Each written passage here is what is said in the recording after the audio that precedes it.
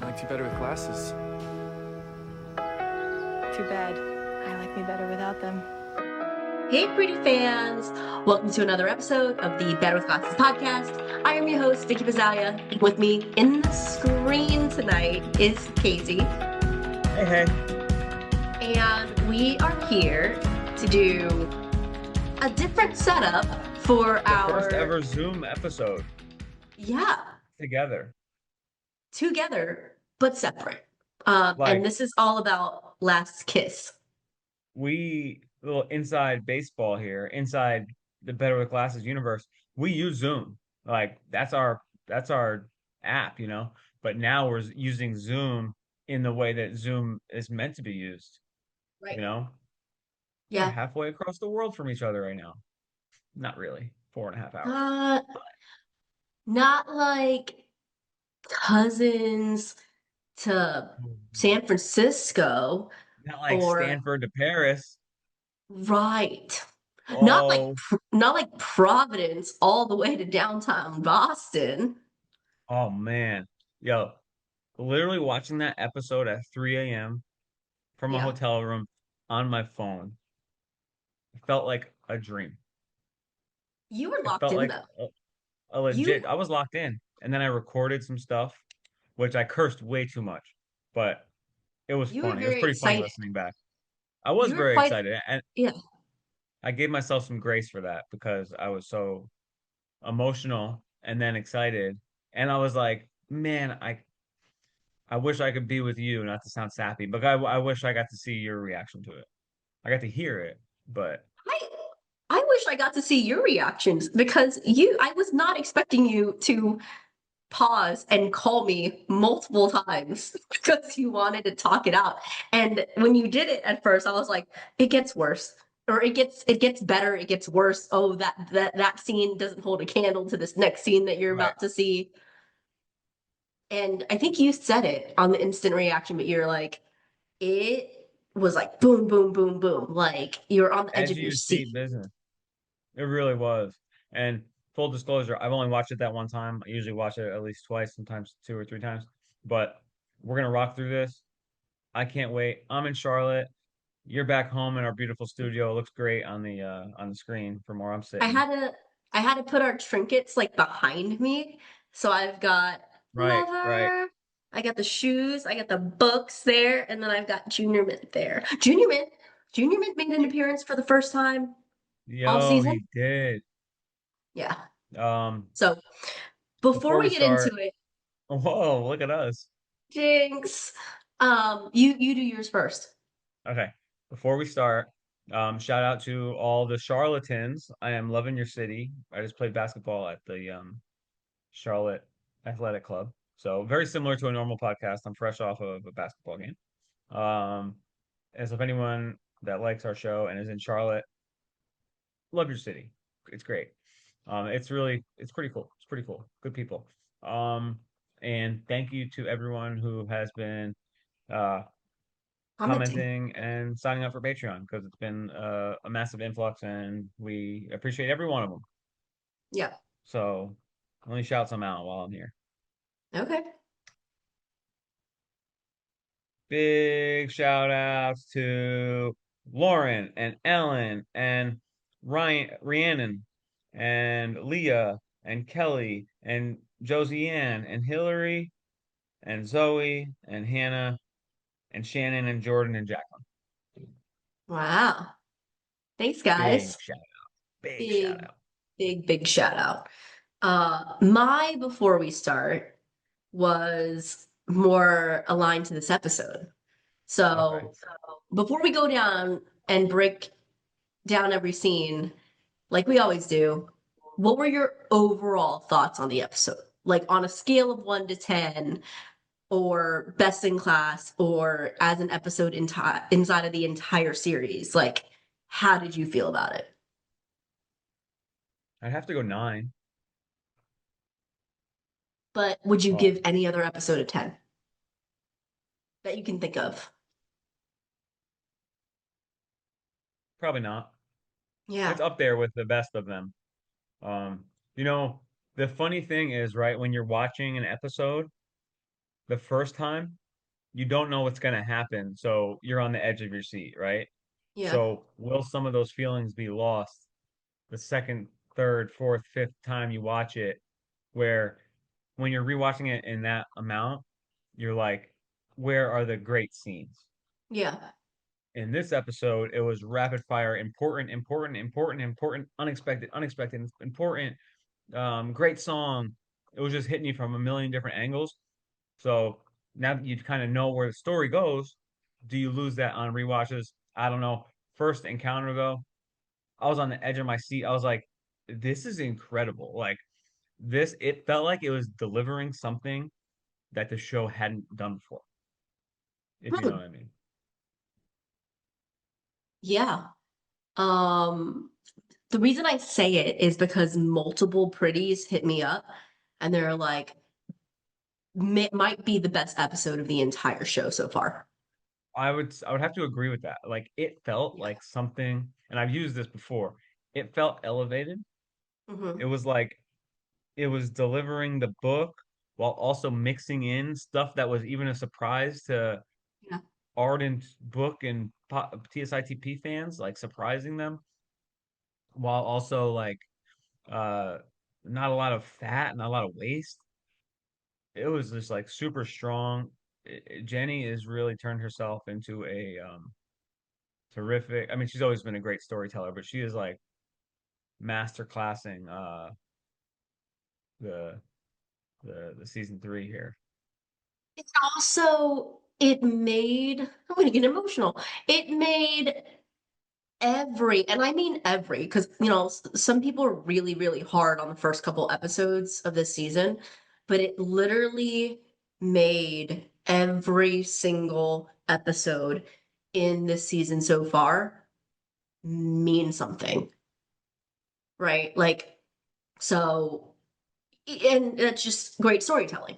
You're dropping things here, dropping things here, and we vacillate between, oh, we're rooting for these people, or these people should take a break, or oh, I don't care about, you know, Taylor right now. Like Taylor and Steven need to go their separate ways or whatever.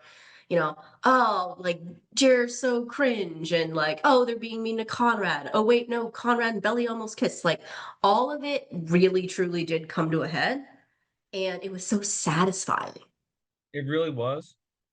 Can I push back on like 2%? Yeah. They had a chance to make the Kaylee thing Mhm. be something more, and they passed on it at this point. I think it can still come up. But you know what I I'm mean, talking about. When they yeah, were at yeah, that yeah, dinner scene, you thought that it was gonna go down, yeah. and they like it was a pass. So I It, wonder if it comes back up because like, will the stakes be as high? Wedding day's um, passed. I I don't know that we need a true resolution to that. I think that I'm Jared good needs with to it. find. I'm good without it. No, I'm saying I think that Jared needs to find out. I was actually asking, not asking, I was talking to one of the pretties about this in a DM. But some things need to not be put on Front Street by your older brother, especially Conrad to Jeremiah, with the sensitive nature of where we are right now. Because right now it's going to fall on deaf ears. It's, in some senses, is it Conrad's place and responsibility to tell Jer? Maybe, but I just don't know that the reaction is going to be the right one right now. And I think that something like finding out that your father isn't perfect. Like, I think that is a growth journey for an individual to go on. And like, that's an example of it. Maybe in Jared's case, that'll end up being a catalyst for it. But I really think that that is a journey that Jared needs to go on by himself and discover for himself. So that's Okay. just kind of my take on it. So I do think that it'll end up coming up, but I think that it means more in the greater scheme of things if Jeremiah is able to learn it, acknowledge it, figure it out, and then maybe not be so quick to, always be looking for dad's approval, which we see in this episode, like ends up, you know, he gets his dad's approval, but then ends up making a decision Moving that something upsets else. Belly. Yeah. Fucking So, crazy. All right, I want you to kick this shindig off. all right. So And I got we, an idea. okay. To prevent crosstalk, I will raise my white pad when I have something to say. Well, we do it when we're sitting next to each other. I know, but we can like feel it from our breaths. You think? I feel like looking at you makes me feel it more. Okay, listen, But you can just to raise be your white safe, pad. That's okay.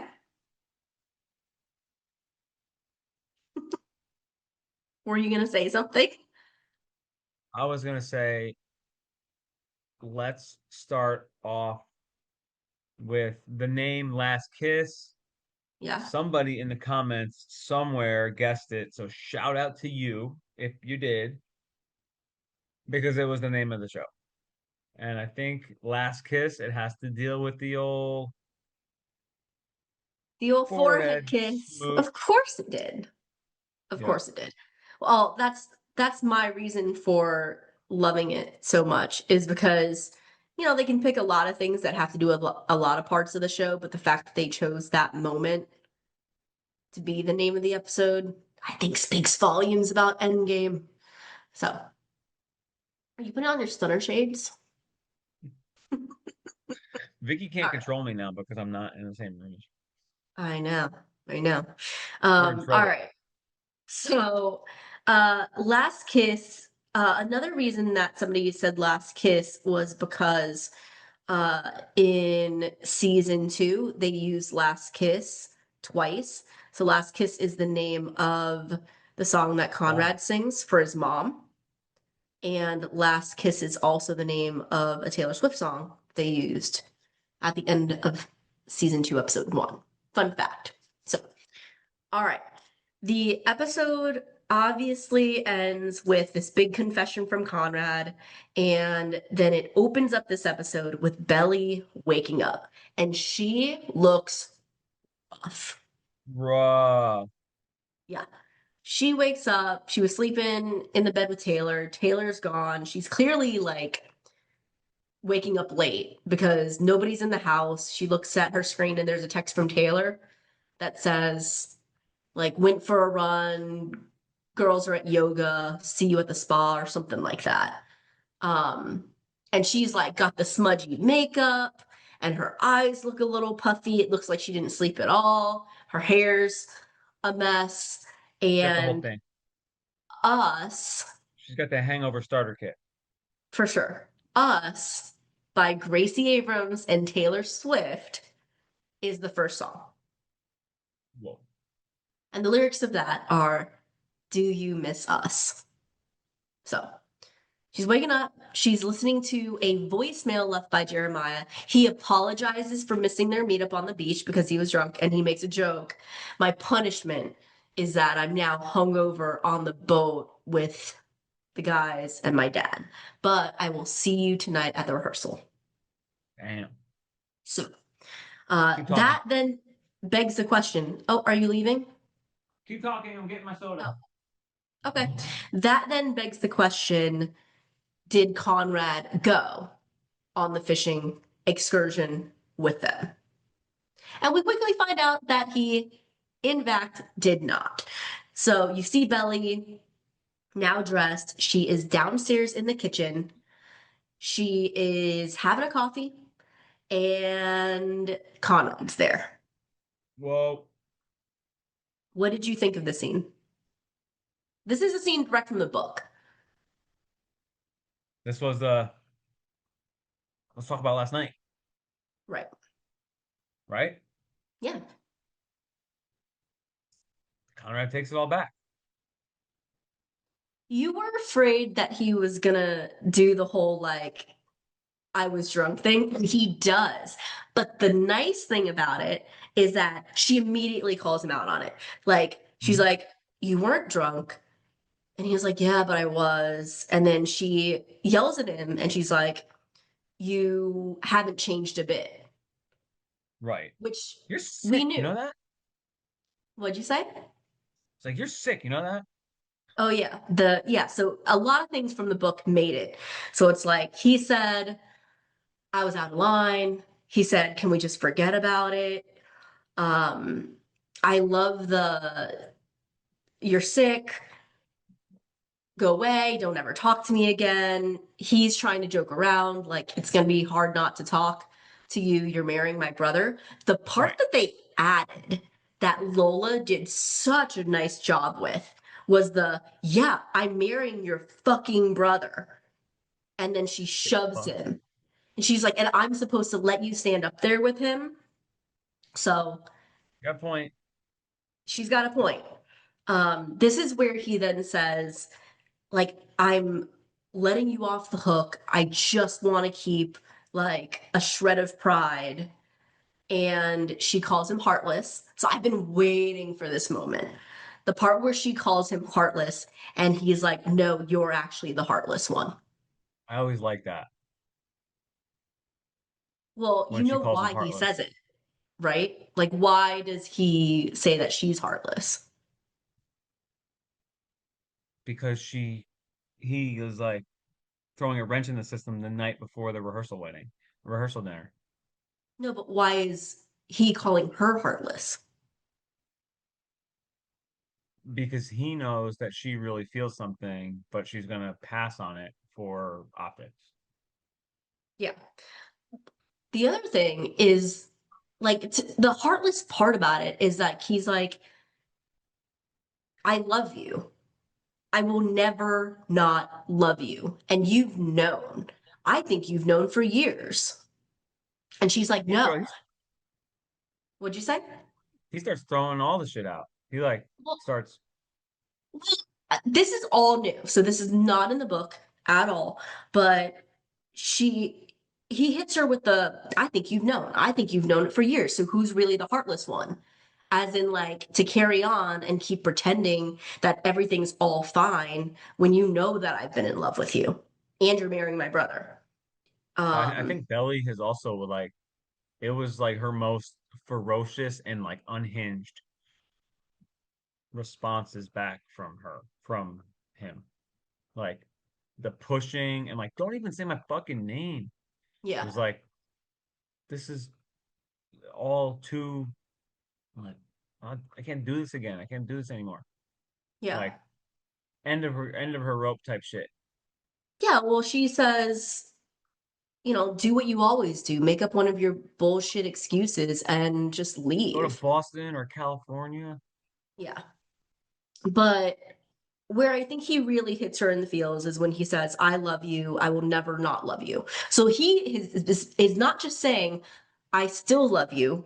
He is saying, in case you fucking choose to forget a day from now, 2 years from now, 8 years from now, I will always love you. So, And like, she's don't like, confuse that. and she minimizes it like, bro, we dated a couple months in high school when I was in high school. Yeah. So she Which fucking, I was so mad at her. I was if you're so mad at her. wondering, if you're wondering why I know this, it's because I have it playing on silent in the background with subtitles. So now I'm rewatching it as we speak. Oh, just wondering what you're doing in the background. Yo, So, and then they set the plant. They set the plant here because he brings up Christmas, yes.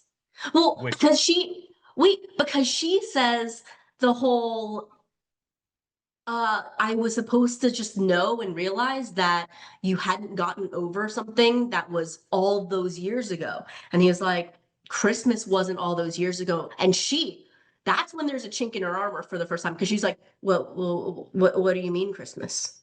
what about He's it? like, yeah. He's like, you know what I mean. And what And about then he's after like, Michael's? I like that he didn't say peaches, right? But he was like, what about after Michael or the Michael's day? And what about when I cut myself surfing? And she says, she looks like a kid yeah. who got caught stealing. I'm watching it right now. And When then, he's unloading that on her, she looks like a guilty person. oh, yeah. And then if you look at his face after that, they do such a good job, those two specifically.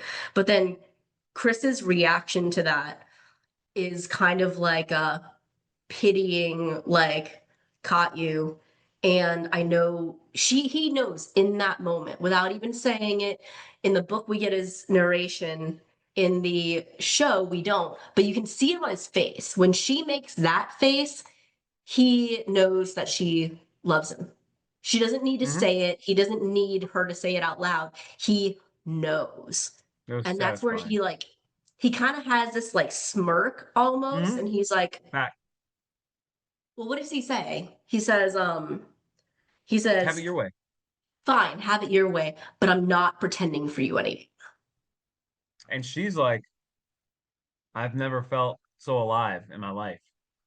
Yeah, Sadness, joy, whatever. all And of then it. he gets in the car and he's got the smirk again. He's like, Yeah. smirkety smirk smirk guy.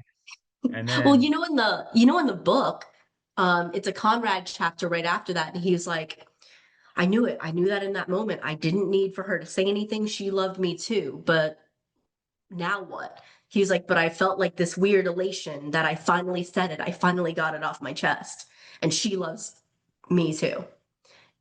What is wonderful is instead of that, we get Belly's voiceover while it's on Conrad.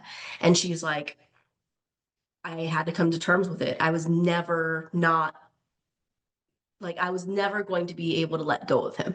And I'm like, and she so goes right for the junior mint. she does. She goes right upstairs and she was saying, I couldn't move on without Jeremiah, but I also couldn't do anything with Conrad. And she immediately goes and finds her little junior mint that she tucked away specifically, but knew exactly where he was in the closet. And and what's she been hiding with her little junior mint? Infinity. That's a hiding place, bro. That's a hiding place. That's Yeah. that's like that's like when you keep like a shoebox of your ex love's things, but you hide it. Okay. You don't Okay. believe that? No, I do. I mean, it was in the closet. It wasn't like No, I'm tucked saying away that the too far. necklace. The necklace Under the scarf a little under the bit. scarf, bro. Anyway, um, during that scene, With or Without You by U2 plays, which number one is one of their best songs, other than like Beautiful Day.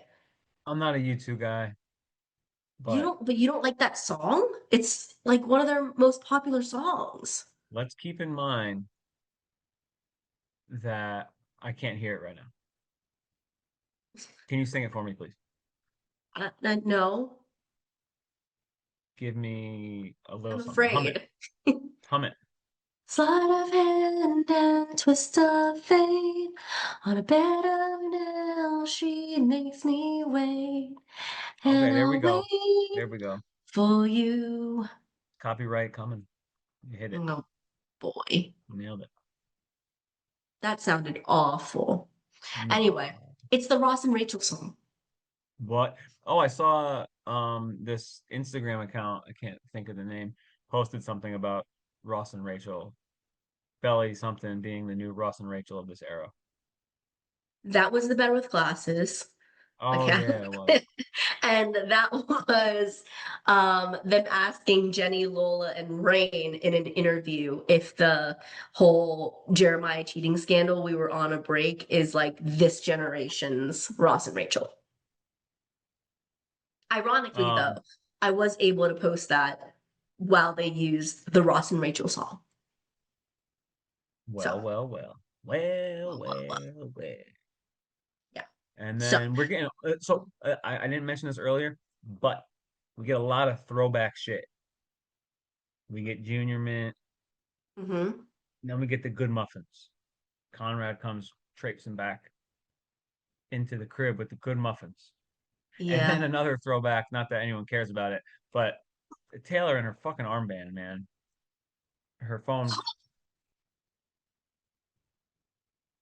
her phone Where did we see it armband. before? When she was running in season 2, We, I guess? I'm no exaggeration. I think we've seen Taylor wear the arm running band. That might be like the fourth time we've seen that. Fact. No. No. You're Really? remembering seeing it in the trailer of that scene that we just watched. I don't know. I don't know. I would say at least three. Okay. Maybe you should get an armband for when you run. I've tried it. It's not that effective. Like I would say belt, like fanny pack is better. Okay. To each their Or own. just Leave holding it. leave Taylor alone. Anyway, I love so Taylor. now I love Taylor. That's why I'm shouting her out. so now we're on the Taylor and Conrad scene. Initial thoughts on the scene. It's about to go down. In what way? That's what I thought. In like You what know? way? Like Taylor knows that Belly was crying because of Conrad, so she's about to give it to him. That's fair, but overall, like I've been waiting for the scene and I've been waiting for Taylor to finally show some grace towards Conrad. And I am totally and completely thrilled with this scene. Like, neither of them really backed down and they didn't get into a big blown out fight over it either. Like, they both have Belly's best interest at heart. And I think that both of them know and recognize that. So there's like a mutual respect for the person that they're talking about. Right. And I do think that there is a mutual respect for each other in this. We will get so I was hoping for a good Taylor and Conrad scene in the situation with empathize a little bit with him. I was It's also almost hoping like for good. it's almost like the scene you were hoping you got from Steven and Ugh, Conrad, you got from Taylor and Conrad. I was just gonna say that, hun. So not even. I wanted both. I actually wanted both. So they killed me. They killed me with the Conrad and Steven scene because that was not the kind of scene I wanted. That But was great. they made up for it with the Taylor and Conrad scene. So I love that she still has that like kind of like punchiness to her. So she's like, "Hey, why are you here? I thought all the boys went fishing." And he's like, "Yeah, I wasn't really in the mood." She just goes, "Wonder why?" Yeah, you And fuck with my then friend all night. yeah. And then I just, they kept it from the book. I hated it when she said it in the book, when she was like, you just treat her like a toy that you just pick Yeah. up and play with whenever you want. Like, because as an audience, we know that's not what Conrad is intending to do or even tries to do. And he's not a dick like that. You know what I mean? So the But fact that she says that, it's all about I say the word optics a lot, but optics and like the how it's perceived, the perception. Perception is reality to, you know, right. perception is reality. He has these thoughts that we know about, Yeah, but that's just in his head. We don't get to hear it. I So like know. that's But why in Steven can say this, what he says. That's why, you know, but in optically it this looks like he scene, does that. yeah, but in this scene, which is a great fucking addition, and it's why I love the scene, he fucking stands up for himself. So he Yeah. says to Taylor, that's not what I'm trying to do. And then she takes a beat, she takes a pause, and she's like, okay, well, what did you expect? To just drive off into sunset with her just because you suddenly remember that she exists? And then again, it's funny because he goes, yes. I mean, no. It reminded me of when he was in that fight in season 1 with Nicole. You know what I mean? Like when Nicole comes with Belly's clothes and she found out that Conrad has been texting Belly. Do you remember that? Hmm. And she's like going in on him and calling him out on his shit. And he like starts to defend himself. And he's like, no, sorry. Right. My bad. So like he immediately actually says yes. And then he's like, no, no, no. And then he says to Taylor, I never forgot. It's not that I just all of a sudden remembered that she existed. I never forgot. And I don't think that she did either. When he says that to Taylor, her face changes. And there's almost this like small smile. And I live for that because I've been wanting that from Taylor to Conrad for a very, very long time because she is so quick to just judge him as somebody who's evil and like is terrible for Belly. But she kind of smiles, right? She's kind of like, I mean, no, bro, you're absolutely right. She's a mess right now. And it's not because you decided to do whatever stuff you always do, but like she's having a real reaction to it. And we find out later on it's because Taylor truly doesn't think that Belly should be getting married to Jeremiah. So Right. the part that I love though, because it does show that parallel between Conrad and Taylor, is when she starts projecting her own insecurities about herself and Steven onto Conrad. Because she's like, I mean, look, it's possible. It's definitely possible. She may throw it all away and be with you. And she hits him with some hard words that he's just kind of like, he's not being defensive. He just kind of eats it, which is like, but I honestly don't think that you're capable of being what she needs. So let her go. And I don't know if Maybe Taylor honestly feels that, but it feels like she feels that way about herself a lot of the time. And that feels like kind of like a projection that she feels like she's not good enough either in her own relationship. right. And I don't think Conrad has that insecurity like Taylor does. Hmm. Conrad's insecurity is more,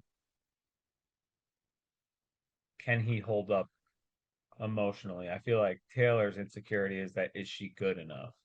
Yeah, So it's both like similar, but not the same characteristic, I would say. right. Well, for Taylor, remember when she went in on Jer after the cheating thing? Like she was like, you were supposed to be the ideal. You were supposed to deserve her. So there's still a part of Taylor that's like, Jer doesn't deserve her either, right? But if you're gonna throw your hat back into this ring, you better be fixed. You know, like you better not do the shit that we've seen you do because this is the last straw for the Fisher boys. You mean like Taylor's sitting here watching this messiness and she's like, you guys don't get more do-overs on fucking around my friend. So um Mm. the the interesting thing, and I only noticed this the second time I watched it, is the first time I watched it, I thought that Taylor was a little bit harsh at the end to Conrad, but he doesn't say anything about it. He doesn't fight back in that moment. He only fights back when he was defending the fact that he really loves Belly and that this is not just like a whim type thing. But when she says those words, I know it cuts him, but I like that the next scene, which is where they're at the spa, it's Taylor and Belly's scene, but it actually starts on Taylor by herself, just her face. And you can almost see that she is like rethinking about that whole interaction and what she said to him because she then, as soon as Belly sits down, is the one who brings it up to Belly. Yeah, and in that scene, I think Belly realizes something because she's like, wait, he's going around telling people that? Like, that's not Yeah, like him, that's not a Conrad thing to do. And yeah, maybe in that moment, she knew something was a little different. yeah. Well, but you're right because Taylor's like, I talked to him this morning, right? And of all people, Belly's kind of like, wait, Conrad told you everything? Like he just told you the truth? Right. And that I think to your point more than anything is what freaks Belly out. Now Taylor then defends Conrad. She's like, no, no, no, no. Like he's not gonna go run and tell everyone, right? Like I don't think you have to worry about that. And she's like, and I told him to fuck off.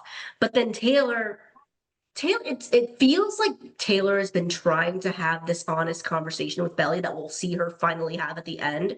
But it seems like she's been trying to get Belly alone and have this conversation for a while now. Because here she's like, well, did I do the right thing? Is that really what you wanted me to do? Tell him to fuck Yeah. off and make sure that he doesn't come to anything. And Belly is like, yes, yes, I just need to get through today and I need to get through the rehearsal and then I can marry my best friend. And she just keeps saying, oh, like the amount of times I have to hear Belly be like, I have to marry my best friend. The third time I watched it, I was like, I see why it rubs Taylor the wrong way. Because who is Belly's best friend? Taylor. Depending on who you ask, right? Like Taylor is Belly's best friend. True. And if it's a competition between Jeremiah and Taylor, who has let her down less? It's a good point, hon. It's a good point. You know? Like it's very I could see where that would be emotionally triggering to Taylor to hear. Right. So not that you can't marry your best friend or not that friends to lovers isn't like a real thing because we know in the world of shows and cinema and in the real world, like that's a thing. But I don't think that's how it's coming across. It's coming across very like needy from Belly right now. Um, and the part where she's like, I need to marry my best friend and never let go. And like Taylor's like, you can start to see that Taylor is like very, very concerned about where Belly is at She's this point. 21. Yeah. Like, yeah. Yeah. So there's that. Um, so the scene after that is John, Laurel, and Belly. Right. Um, are you happy that John and Laurel seem together now? Yeah. Laurel's in. Yeah. She's not Laurel's hiding anymore. right. And we get to see apparently the fishing trip was terrible. Steven tells Conrad he dodged a bullet Oh yeah. going on a fishing trip. Yeah. But it's interesting. Just say it really, really quickly.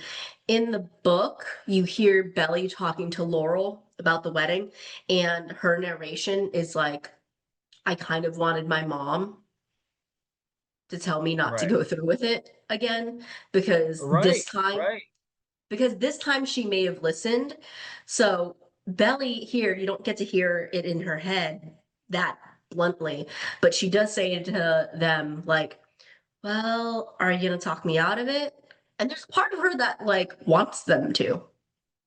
Like she wants and feels like she needs a different reason to call off this wedding because it absolves her from her feelings of guilt and Yeah. dealing with the real issue at hand. Um, it's really sad and tragic, but like probably the third time I watched it, now I find it funny. When she walks in, she immediately looks to the right, and the first person she locks eyes with is Conrad. And she just goes, is he insane? Like the fact that he's here and still here, she's like, is he insane? And I've gotten to the Conrad point where I can LOL about it now. Conrad also low key dressed like he's going to a funeral. It looks nice.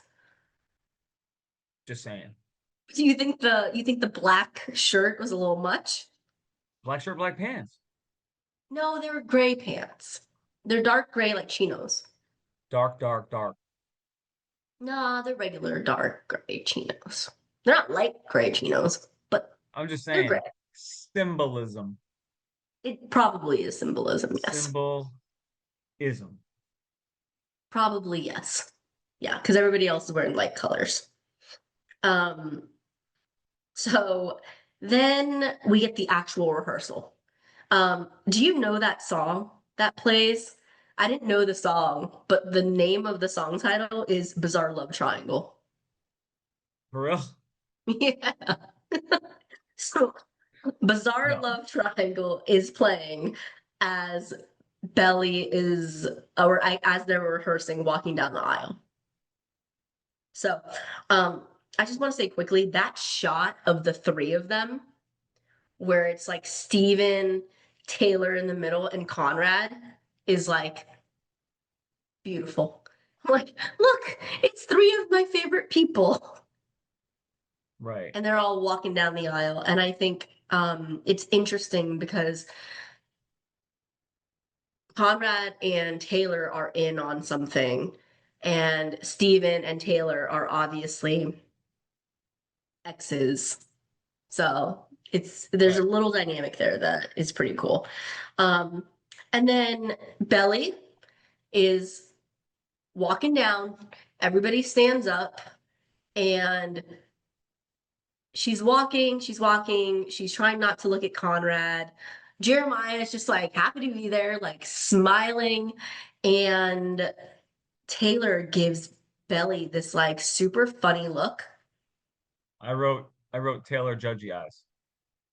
Who do you think she's judging? So at first I thought she was watching Conrad watch Belly at first, but I don't know where I don't think that was the judgment. I think then when Belly is standing next to Taylor, she looks at her like I think she's judging Belly. Yeah, Is Belly. that's how you okay. Okay. Yeah. I Taylor just want to judging make sure. Belly. Okay. That's what I thought. I just want to make sure. Okay.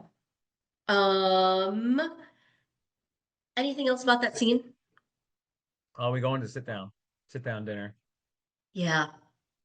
So it starts out We with yeah, go ahead. you go. Well, I was gonna say it's just you get the overall setup because Belly and Taylor are kind of talking, and Taylor keeps looking over at Conrad, interestingly, which I love because like now she's almost like aware and in tune with his like feelings, which is kind of Yep. nice. And there it's like a perfect awkward setup because you hear Denise say it later when she's like, bro, you didn't tell me that this was just like straight family, Right. right? And I will say, I've only been in one of those experiences once before, and it was your best friend's wedding. This is Jared, I'm talking Oh about. yeah. Yeah. That was my first experience with that whole thing where I felt like a fish out of water because a rehearsal and a rehearsal dinner is very intimate. Like the wedding is much bigger, but like the rehearsal part of it, I was only there because you were best man. Hmm. So, like I'm meeting like his mom for the first time and like the bride for the first time and the brother of the bride for the first time in this like weird rehearsal space. And like everyone's like, oh, this is Vicky. And of course, the event planner doesn't need to make me feel involved. But she's like, oh, okay, Vicky, well, you can stand off to the side here because I need to place these people. I'm like, okay, I'll just go stand over here. And then, like, when we went to the dinner, again, it was just like six people. You know what I mean? And Yeah. like, everybody had like old Jared stories. And like, Jared's mom was there talking about like Liberty, New York, and all this stuff. And like, I was fine, but it definitely was one of those moments where I'm like, I don't fit. I'm not supposed to fit, but I clearly felt like I didn't fit. And that was Denise's reaction. The reason I'm spending a little bit more time on this is because it is so hard for Belly to try to ignore Conrad and for Conrad to try to remove himself from a situation where he is sitting next to his father and the woman that his father cheated on with Taylor, who he thinks is probably judging him, with Laurel, who knows that he is in love with her daughter, with Yeah. Jeremiah and Belly being cute and kissing literally like across the table from him. I'm like you want to talk about a very, very awkward setup, rehearsal dinner, full of it. Gonna take a minor victory lap on that one.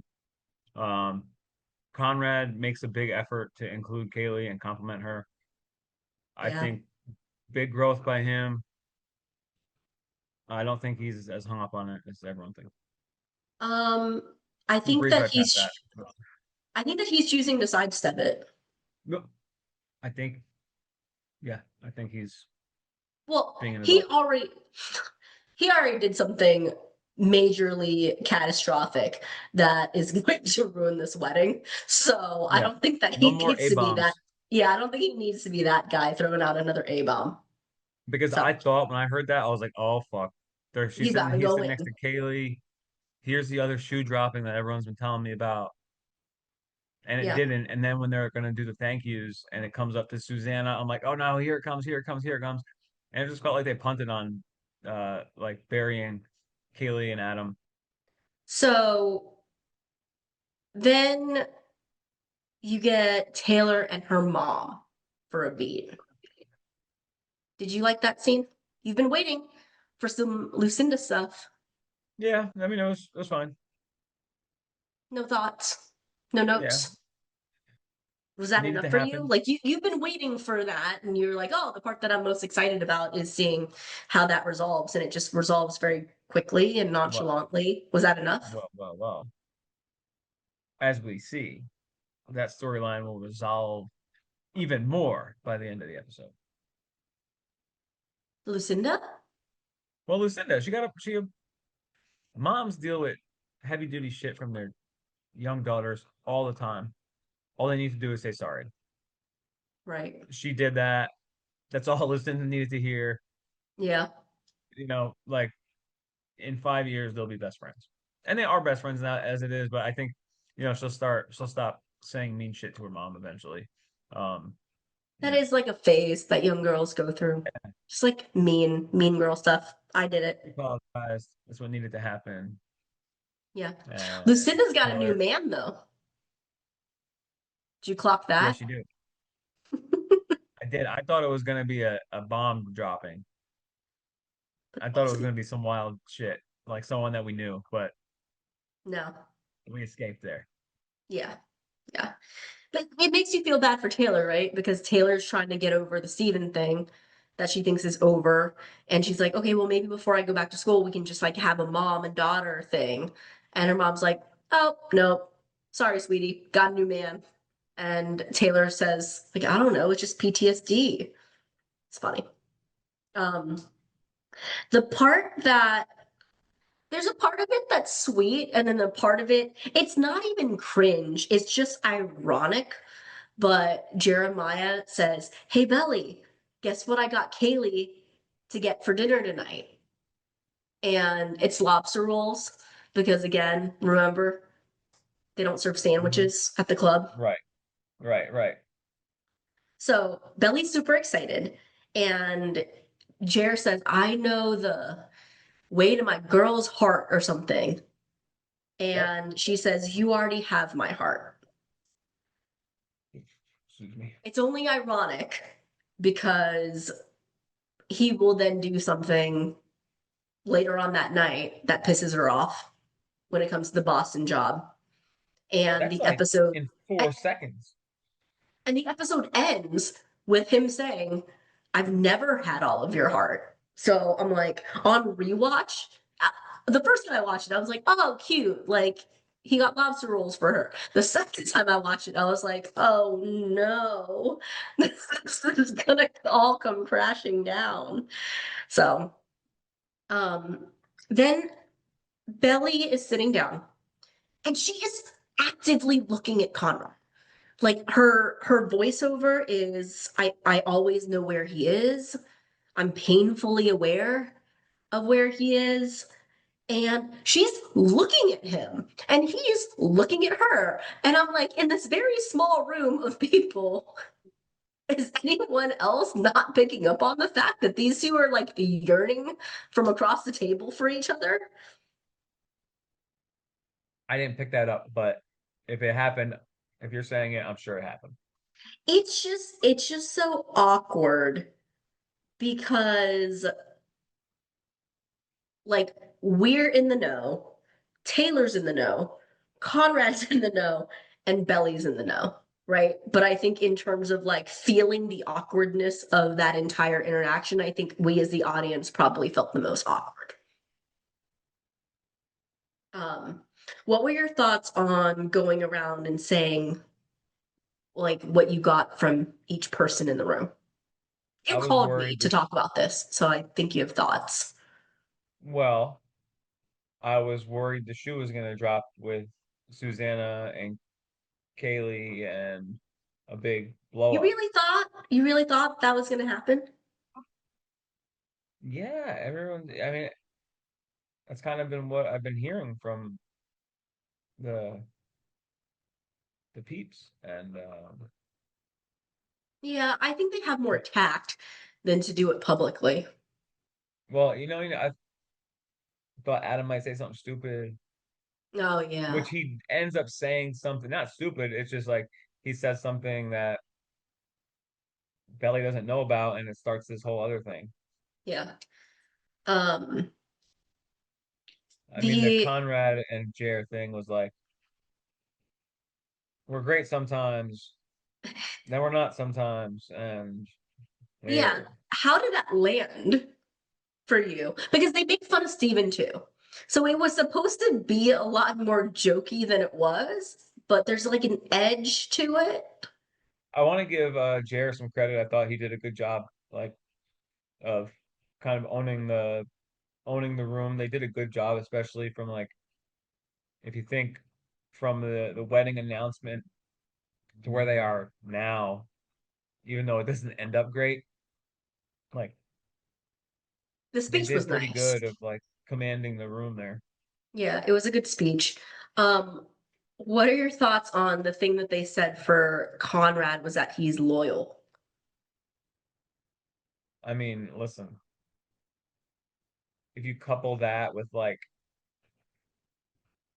the next scene where the ice cream, it's just like you can see where this is headed. The brothers are not fucking with each other right now. He skipped the boating thing. He bailed the night earlier. Jer knows something's up, Yeah, and it all started with Conrad kind of. If we remember, Conrad had really good intentions at the start of the bachelor party, like, oh, I made the list of all these bars and da da da da da. But obviously, the Cabo thing just was the last straw for him, and he's yeah, out on yeah, being playing ball. yeah. And the loyalty thing is he is pretty loyal. It's just the way that he is showing Jeremiah his loyalty is by not being around, you know? Like, I am going to show you my loyalty by not going on the fishing trip, by leaving for 4 years, by not Well, making a bigger mess of this than he already has, but right now only Belly knows. knowing what we know at the end of the show, Jer's clocking this emotional deal going on. Yeah, So he's like, you know, kind of beta testing how it's gonna happen if they do get married. Like, what's the vibe gonna be?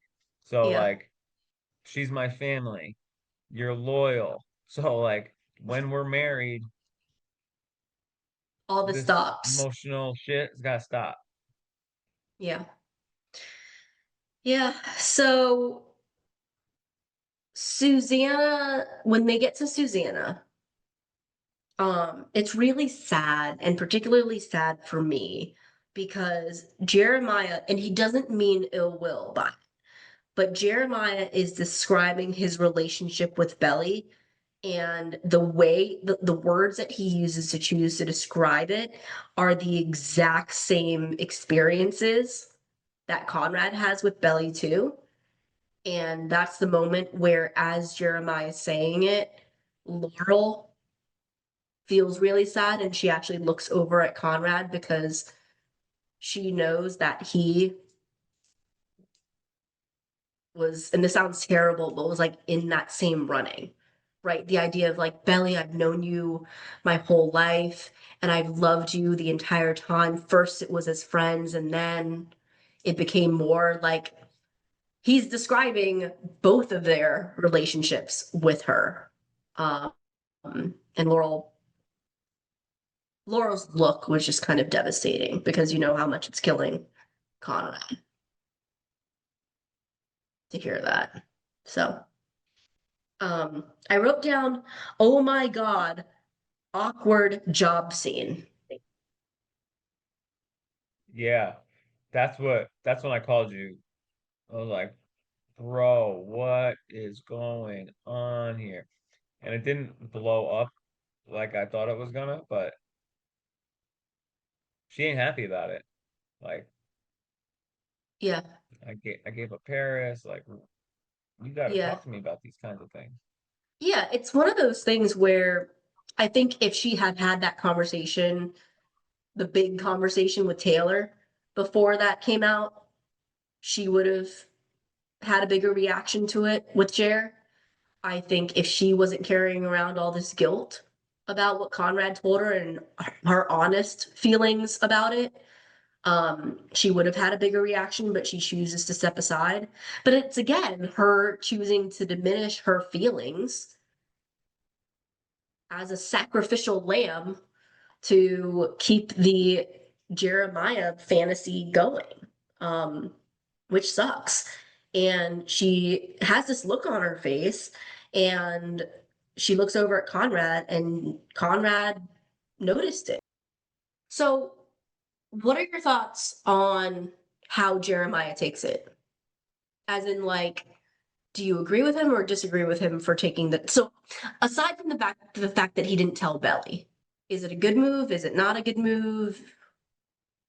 I mean, he He's saying brings up he'll the make the money thing, commute. right? Bring up the money thing. It's kind of what we talked about when we had discussed it la in our last recap. It's like you don't want to knock the guy for taking a good job out of college to kind of get started on his life. That's responsible. The partners Hmm. are excited. He's really coming into his own. Blah blah blah blah blah. But what the issue is that we Belly's been sacrificing things, and now he's making big decisions without telling her. Yeah. If they're going to be married, like if you think back to season 3, episode 1, this is before all the Cabo stuff. Remember how bad Belly felt? Like she was so excited to be able to go to Paris. And remember she runs into Jer's room and is excited to tell him, but Right. he's like all sad because he didn't graduate. I fucked up. Yeah. So then so then she's completely selflessly only thinking about him. She's like, "Oh, well, I can't leave for Paris because of Jer." And then Right. Taylor calls her out on the fact that that's stupid.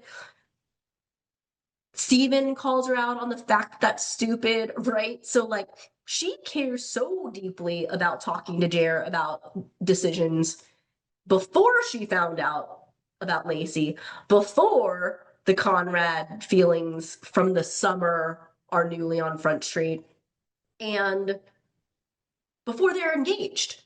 So she was already taking that care in the relationship. So to find out that he wasn't is like, I guess, pretty jarring for her. Yeah, he's got different priorities, I think, or like what is important in the decision Yeah. making process, or like, you know, Yeah. like making dad happy is more important than making Kelly happy. It's been that way all season. Right. Yeah. Yeah, I do think it's about making dad happy. You know, he throws in the we can get the apartment we wanted. And she's like, okay, but I would have wanted to be a part of that decision making process, you know. So Right. And like, why exactly are they able to get the apartment that they wanted? Because he he's gonna thinks ask his that he dad to can get it co-sign? because he has a job now. So maybe. Maybe. Maybe. I mean, if that apartment's even still on the market, Right. they had a lot of showings that day. But all right. So then we get the ice cream scene. I And love that can scene. you read for everyone what your name is on the Zoom? Rest your weary bones, Grandpa. It's What just, did you love? What did you love about this scene? I don't know if I loved it, but it's just like Uh, peak the brothers aren't fucking with each other. You Yeah. know, it's like Jer calls him out for not being around. Yep. Conrad is like co-best man. Yeah. You know, like Yeah. it's just like a little bit a bratty and biting conversation where they're just kind of fighting like brothers or a married couple. I don't know. It's just a lot being said without a lot of words. Well, they said a lot as well. Yeah. But, well, it's Belly's fault. Like, my entire read on that scene is it's utterly Belly's fault because that morning, Conrad was trying to be jokey with Belly and, like, let's forget any of this. Please, like, let's just pretend that I didn't tell you that and we'll go about our day so that you can have a good day and you've already chosen Jeremiah. And she said, no. But we always Then they judge get into it. Conrad for taking it back. So what do I No, say? but no, because then they talked it out and she was like, get the fuck out. Don't say my name. Like, leave me the fuck alone. And he's like, okay, fuck it then. I'm not going to pretend for you anymore. So now they're in this weird bubble where Jer asks him to go for ice cream. And I think in that moment for Jer, he would have been like, fake it. Like, yeah, man, let's go get some ice cream. Belly Yeah. gives him a look and shakes her head like, no, like, don't fucking dare come. And what's he supposed to do in that moment? So he's made out to look like an asshole again because Belly's like, nope, see yourself out. And he's like, no, man, I'm just going to go. And he's like, I don't want to. So, like, it becomes more biting the more that Jared presses. And I Right. love Conrad delivering the, I'm doing my best, man. I'm excited for your speech tomorrow. Such a prick to say. like, I'm doing my best, man, is like, I don't really fucking want to be here, but I'm doing my best. The I'm doing my best from Belly's perspective is he probably is doing his best because he loves me right now. And then Jared's like, yeah, so excited for your speech tomorrow. It's also like a little bit of a, I don't know if it's a homophone or a double entendre or what it is, but like I'm doing my best, man. Wow. It's Hey. like a bar. It's a bar. It's a bar It's for a sure. bar. Wow. Leave it to you to figure that out. Yeah. Which is then ironic because I told you I was excited to see the scene. Glad they kept it in. Conrad back at the house on the benches, on the chair by the pool. Hmm. Laurel comes out with a beer. They're sad. He says it's killing me. She says, I know you really love her. Um, so it's just sad. I'm just sad. Like I don't have a lot to say about it, but I'm Well, it's happy funny he. because right off the best man thing, like Conrad was just kind of like, well, what am I gonna do? Tomorrow I'm just gonna go up there and be his best man. And, Laurel knows exactly what he means by that. Then they have this brief, like, I really, really miss your mom. And then he says, I wish. And he doesn't finish the line because she already knows what he's going to say. So I wish she Right. was here. Yeah. Um, the interesting thing to me about that scene is Laurel clearly knows. And when you read Susanna's letter to Conrad, she knows too. And when Jer really breaks it all down at the end of the episode, he knows too. And I think even Taylor and Steven know. So, like, the way that Laurel is talking to Conrad, it's kind of like everyone knows that if Belly loves Conrad and Conrad loves Belly, all bets are off, Right. right? Like, by the time if these two are the two that are confessing their undying love for each other, nobody else stands a fucking chance. And I think that everybody knows that, but nobody is willing to admit that they're in the right place at the right time. And they're not in the right place at the right time. They just happen to both be admitting that they have feelings still. Well, it's like if Conrad has been pretending this whole time, Yeah. he's been pretending. Now he's done pretending, and he's gonna tell everyone who he Yeah, but trusts that it's just so will interesting be to me because feeling. yeah, it's just so interesting to me because Laurel already knows, and if Susanna was there, she would already know. Right. Um, so um, all right. So then we already talked a little bit about the scene, but we get Denise and Steven eating their ice cream. Oh yeah. I called it. I called it. I forget what it was, but I was like, you know what? I bet they're just gonna like amp all this up, make the moment bigger than it is, and when they finally kiss, it's gonna be like kissing your best friend, and they'll be like, feelings? No feelings? Okay. Glad that's out of the way. I knew that was gonna happen. I I had a was ready to feeling. take the ride with him. Yeah. I it started off playful. They tried it, and then but what I love about them is it immediately then just flipped back to the business thing. And they are so locked in on the business thing. Yeah, it was a little bit. I wasn't expecting it. It was definitely out of nowhere for me. I was like ready to go on the ride with them starting to hook up, and then Nah, they fucking swerved me, man. no, They yeah. pulled a big swerve. I saw it coming. I didn't. Yeah. I did not. Um, it was funny though. The scene itself was funny. She's like, huh, like kissing a plant. Like, is there any visual of her feeling less sexy than kissing a plant? She's I, like a really nice tall plant. I'm happy with how it ends up, but Are you I wasn't rooting disappointed? for those kids, What but what I was going percentage on the what ride with them. percentage disappointed are you? I think in the moment I was like, "Oh shit, let's see where this goes," Yeah. and it was like record screw, you know, and Yeah. I'm like, "Oh shit, I wasn't expecting that." Yeah. Okay, it was the right call though. For sure.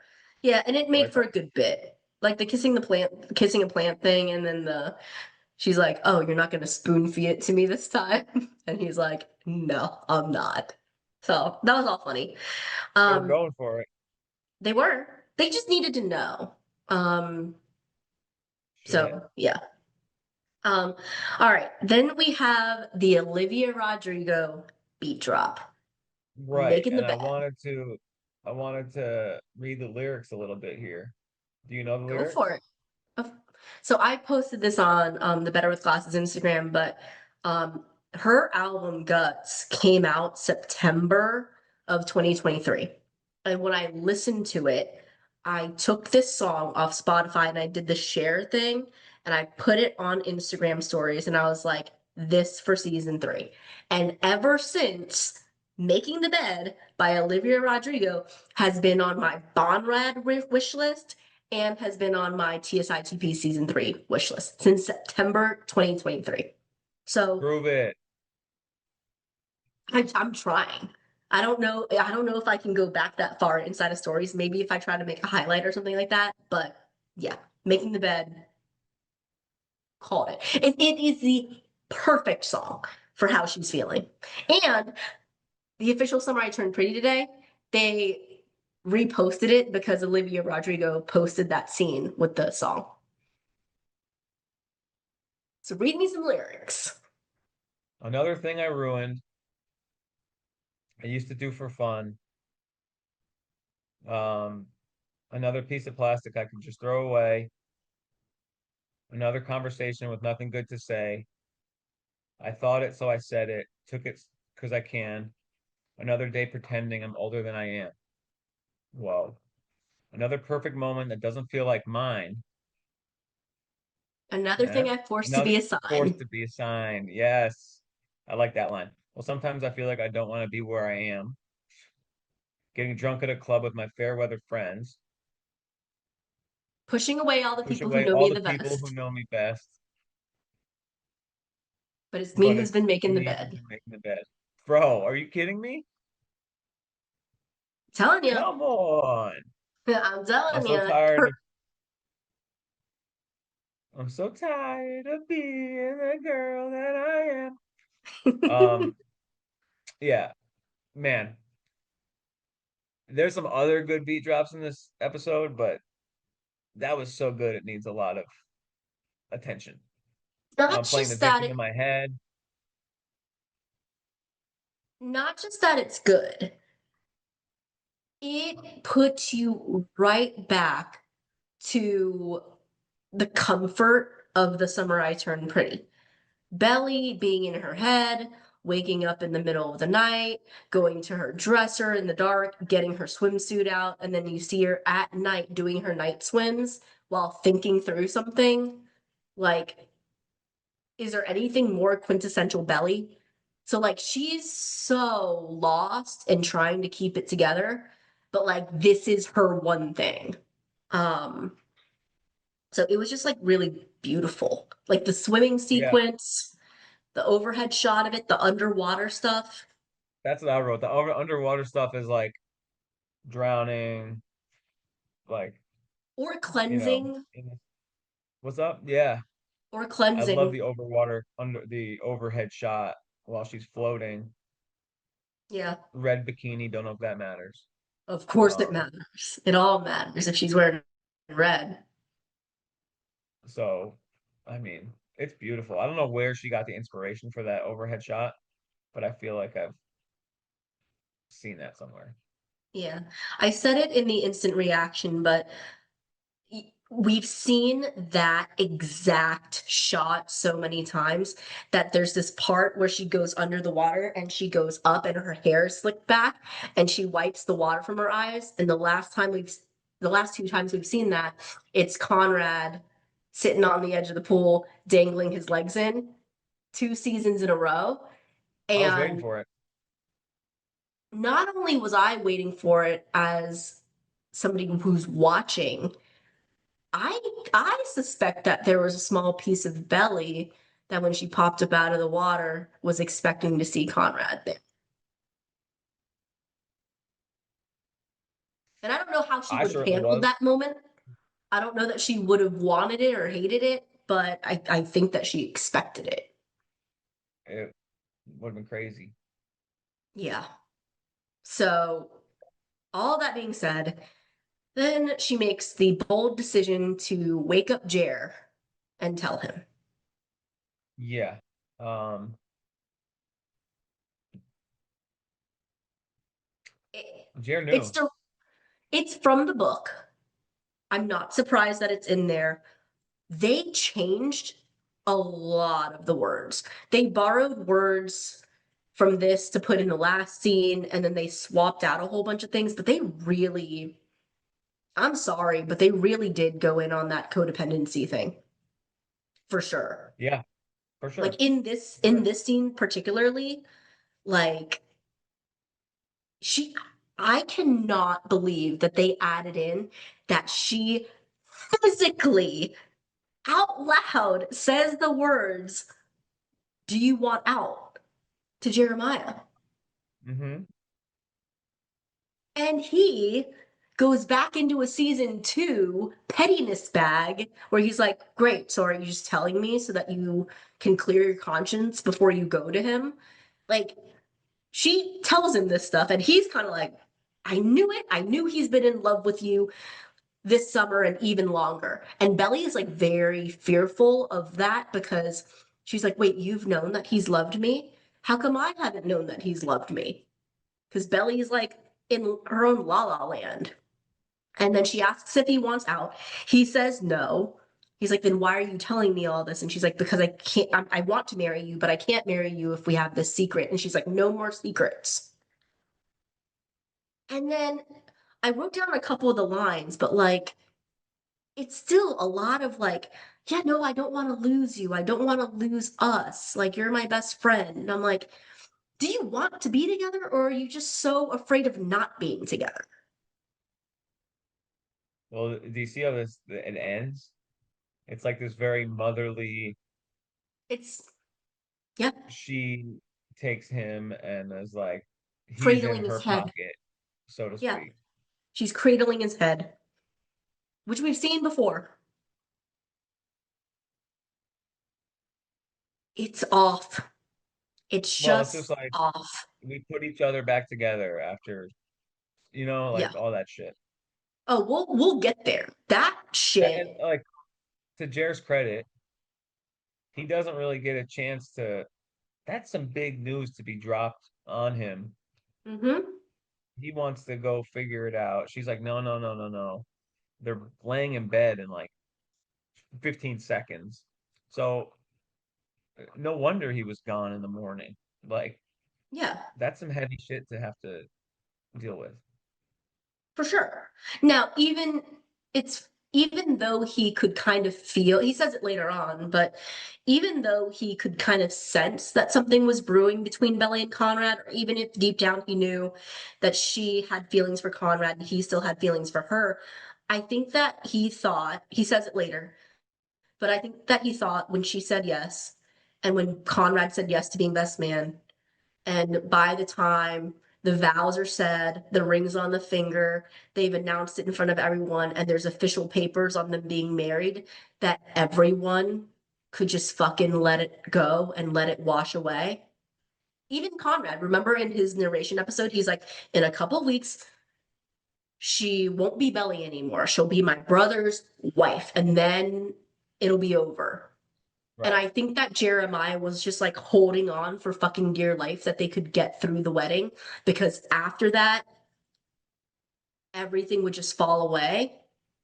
But the fact that Conrad chose to bring it up is like, oh, fuck, now we have to all get our boxing gloves on. You know what I mean? Or we have to like have this messy conversation that I had a feeling might come out. So, I mean, I get it. Steven says it great. And he's like, he was yelling at Belly. He's like, "Oh, your fucking fiance went AWOL." But I get why Jer. I totally get why Jared needed some fucking space. So wakes up the next morning. Redbird's looking for socks. Apparently, Yep. Belly opens the door and she starts to panic. She starts to freak the fuck out. Steven comes in. Steven's great. Like, Yeah. you were supposed to be gone like an hour ago. Okay, Bribezilla. Mom's. Yeah. Um, what are your thoughts It's a on great so conversation. It's like, Belly, what were you thinking? that Because she part? lays it out. She does. Well, because he's not getting it, right? He's like, oh, he probably just went for a surf. And Belly's like, no, bro, there's urgency to this. Conrad told me he loved me, and then I told Jer. He's like, Con said what to you, and you told Jer? What the fuck were you thinking, Belly? I loved it. I mean, I think I called you at that part too. I'm like, bro, what is going on right now? Yeah. And maybe I, because then you get, not to speed past this, but then you get Conrad Steven, Yeah. which is I wish I dynamite. never I wish I never have to watch that scene ever again. So the one thing I will say before we launch into Steven and Con is Steven grabs in, like, he goes into his judgy bag and he sees how distraught his baby sister is. And he Hmm. gives her a hug, and then he's like full court press, like full on big brother mode. That is the only thing that I will say before this very highly emotional from Steven. Steven Love is like on a hair trigger man when he goes to talk to Conrad. And I have never seen him be like that before. And it was kind of insane. the So best. go Didn't ahead. see You that talk. coming. You Didn't talk see it about it coming. because I am still emotionally not okay from it. Well, it's just like the conversation that everyone wants to have with everyone wants to anyone who wants to unload on Conrad, it's Yeah. that conversation. Yeah. Am I right? Yeah. Like you're brooding, sad boy, whatever the fuck. And it's like fucking Everyone can tell shots that you're all hung up on Belly fired, still. bro. Yeah. It's the main knock on Conrad, you know? But my The thing that bugs me about it is they're all taking it as a personal attack. Like Well, I've barely seen you. And for Conrad just be like, yeah, well now you know fucking why. Like leave me the that fuck alone. that is Like something, right? it's like how That's selfish are something. you? Like I did something for myself because I know that this shit gets messy and I wanted to stay away. And it's like, Steven, it has nothing to do with you. We're good. You don't think we're good. It wasn't an act of unkindness against you. I needed to be the fuck alone. But not everyone is tuned into Conrad's brain. So this is how it appears to everyone else. I, So except for Laurel. And Laurel's the only one that has a good relationship with him because she's willing to give him grace and not feel shitty about his own decisions and like talk through them with him. where Conrad's only willing to open up a little bit to Laura, you know? That's true too. Um, on the outside, Stephen is seeing his sister's ex, who's about to marry his brother, Yeah. today, finding Yeah. out that he torpedoed the wedding the night before. Yeah. And like optically, it looks terrible. And I've been saying this for months. It And is like terrible. it's a bad look It's, when you're like 30,000 feet, you know? I know. And Steven isn't in Conrad's head, so he doesn't know like, Right. and he's not in these private moments, so he Right. doesn't know like the real what's been going down with them. Right. So he's just like saying what everyone wants to say, you know? Not even optically. Like, yes, optically, but objectively, what Conrad did is fucked up.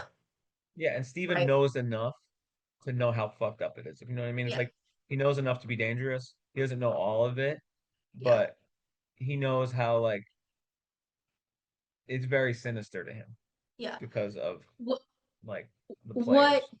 what they don't know about Conrad is, and we talk about this with Taylor, it's like this is not like fuckboy shit. He's not just doing this to get back at Jared. He's not just doing this to one up his brother. He's not doing this to see if Belly will fall for it again. That like this is like his last chance. Like this is literally he's like it makes me sad because we know who Conrad is and he's being honest for the first time ever and advocating for himself for the first time ever and he picks the worst fucking moment on planet Earth to do it. But like when else would he do it if not now? He had chances to do it before and yes, he missed those moments, but like he's advocating for himself. And Finally. he says what Taylor says. He's like, what did you think? You were gonna like run off with her or like change her mind the night before the wedding? And Conrad answers He said, honestly. yeah, He's like, I don't know, kind of, maybe. And maybe. Stephen deadpan is like, you're insane. He is And insane. Like Conrad is out of his mind insane, but pitch it's just perfect. like it's so desperate. You're insane. It's such a desperate plea, but Conrad usually asks for nothing, begs for nothing, martyrs himself, right? And doesn't care that all the people in his life think he's a piece of shit for doing it. But he's like, no, I need this one thing. I want this one thing. So I'm just gonna put it out there in the universe. And yeah, I do like that they gave the big pivotal line that gets Conrad to go find Jer to Steven though, instead of to Taylor. In the book, they give it to Taylor. You should be like, be the good guy that Belly thinks you are.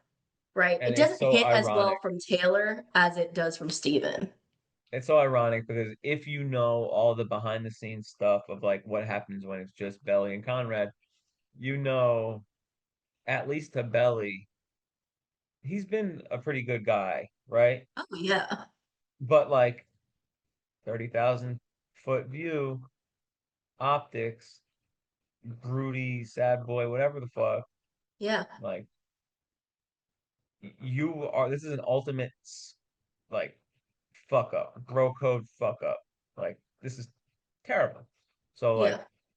Steven, it's like I don't know what you are right now, but start being the good guy that we know you to be and not this destructive Yeah. fucking One last thing before I get off devil. this soapbox. He's like, Belly is my sister and Jeremiah is my best friend. Oh, I've barely I seen you. And I then, felt that. I felt ugh, that. nah, man. But then Steven gives all these like ancillary, like shallow reasons that Jer is around. I'm like, Chill. he comes to Thanksgiving. He calls my grandma mommy. He has a key to my apartment. And I'm like, he has been dating your little sister for 4 fucking years. If Conrad had been dating your sister for 4 years, he would have been at all those things too. Like, it's Steven only circumstantial. knows what he It's knows. circumstantial. It's circumstantial. It is not due to the depth of Jer and Steven's friendship. Are you fucking kidding me? Anyway, Um, sorry. they I should got a have little talked. heated. They should have talked within these 4 years. Yeah. So And I don't who's to know. blame for that? Like, phone The rings blame both pie, ways. it does go both ways. The blame pie is definitely split, but it was obvious that Conrad wasn't making a big effort to, you know, he's the one who moved away, and Yeah, he but even didn't if they were make an all good, effort. he would have moved away. Like, he was going to go to Sanford because his mom wanted him to. He applied for Sanford, remember when he and Belly were still together Right, and Susanna was still alive. but to think about where they were years ago, like the scene on the beach where Steven's confessing how cool I, he thinks he was, and they're yeah, like no, I got talking you. him the Zen conversation. And it's just like it's fallen so far, and It just you makes me know, sad. I think at the end of the day, it just makes me sad that those who have there drifted. will be redemption for these two. There will be redemption for these You two. know what I mean? Like, I would have even rather have brought more of that stuff up. Like, I've barely seen you. I can't believe that you never called me back. I can't believe that you never once hit me up. I can't believe that when I text you, you give me one word answers. I would have loved for him to make it about their relationship, not bringing up these like very shallow reasons that Jeremiah is a better friend to him than Con, because it's all proximity based. Well, have you ever heard that the best ability is availability? Sure, Conrad has not been available. sure. Availability. Ah, are we done with that scene? That scene makes me sad. It's a great scene. I love It's this a episode great so scene. much, but it it's it it it makes me feel sad and That's icky. one of those scenes that when on the rewatch is like, I can't wait for that scene Ugh. All right. Then we get because it's Laurel and Sad Belly. yep. Belly is forced to the country club where she's just sitting there staring in the mirror, wondering if her fiance will ever be found again. Laurel walks in and she mentions the letters. So in our preview episode, you wanted me to do a really quick recap on the letters and the significance of the letters, and then here's Laurel with the letters. I gave Jeremiah's to Conrad, and here is yours. Laurel makes a comment about, oh, you chose the hydrangeas. Audience, what do we know? Conrad and Belly chose the hydrangeas. See, that's the shit that no one like. That's the stuff no In one Conrad's knows. defense, Yeah, he's been doing nice things behind the scenes a little bit, yeah, for you know? sure. Um, and Belly doesn't open her letter. And I think that's pretty telling. I mean, obviously, as an audience, we already know where this is going to go, but the fact that she gets the letter and she's almost like afraid to open it, she just kind of like stares at it there, is that she knows it's not right to open the letter. Like, Susanna wanted you to have this on your wedding day, and I think that it is her wedding day, but if she doesn't know where her groom is and she's in love with two people at once, and this is like one swift match away from a massive dynamite explosion, like she ain't opened that letter. So, um, now we have the garden scene between the brothers. Good I'm gonna Conrad let here. Good acting by Chris, rather. good acting by Chris. Well, Yeah, I the was guy gonna in the Range say, Rover scene. in the Range Rover. I was gonna say when they get to the actual garden. Right. He Conrad takes the punches. So I know that you're always like, oh, Conrad's always getting Oh his no, ass you're beat. right. You're right. You're right. But he's like, what do you want to do? Do you want to hit me? Will that make you feel better? He's like, no, that'll make you fucking feel better. And then what ends up happening that leads to the actual punch being thrown is Jer says something like, oh, what? Did it just make you feel noble to feel like you were giving her up for the greater good? And Conrad defends himself and he's like, no, I know about Cabo, you dick. Yep. And then Jer punches him. I didn't think he was going to go in for the stomach punch, too. I think he does eventually. No, I'm saying, no, like immediately after. He punches him in the face. And then when Conrad is like stumbling and getting back on his feet, he like gut punches him, too. Like a literal gut punch. I was like, Jer's angry. Well, Jer is kind of, after knowing all this stuff, is having to hear Conrad be like, "Don't make Belly wait for you." Like, Yeah, I get it. I get it from Jer's perspective. Like, don't talk to me yeah, about her. belly. Um, they added this in because they added it in special for season two, but like I gave you a chance years ago and you don't fucking get another one. I was like, ouch. Yep, Now, you fucked it up. now the irony of all of that is it's not up to Jer whether or not Conrad gets another chance because That's a there's good two point. people in every relationship, That's a right? good point. So Good point. Jer's not going to give Conrad another chance, but if Belly calls off the wedding, then the door is open because Belly did it.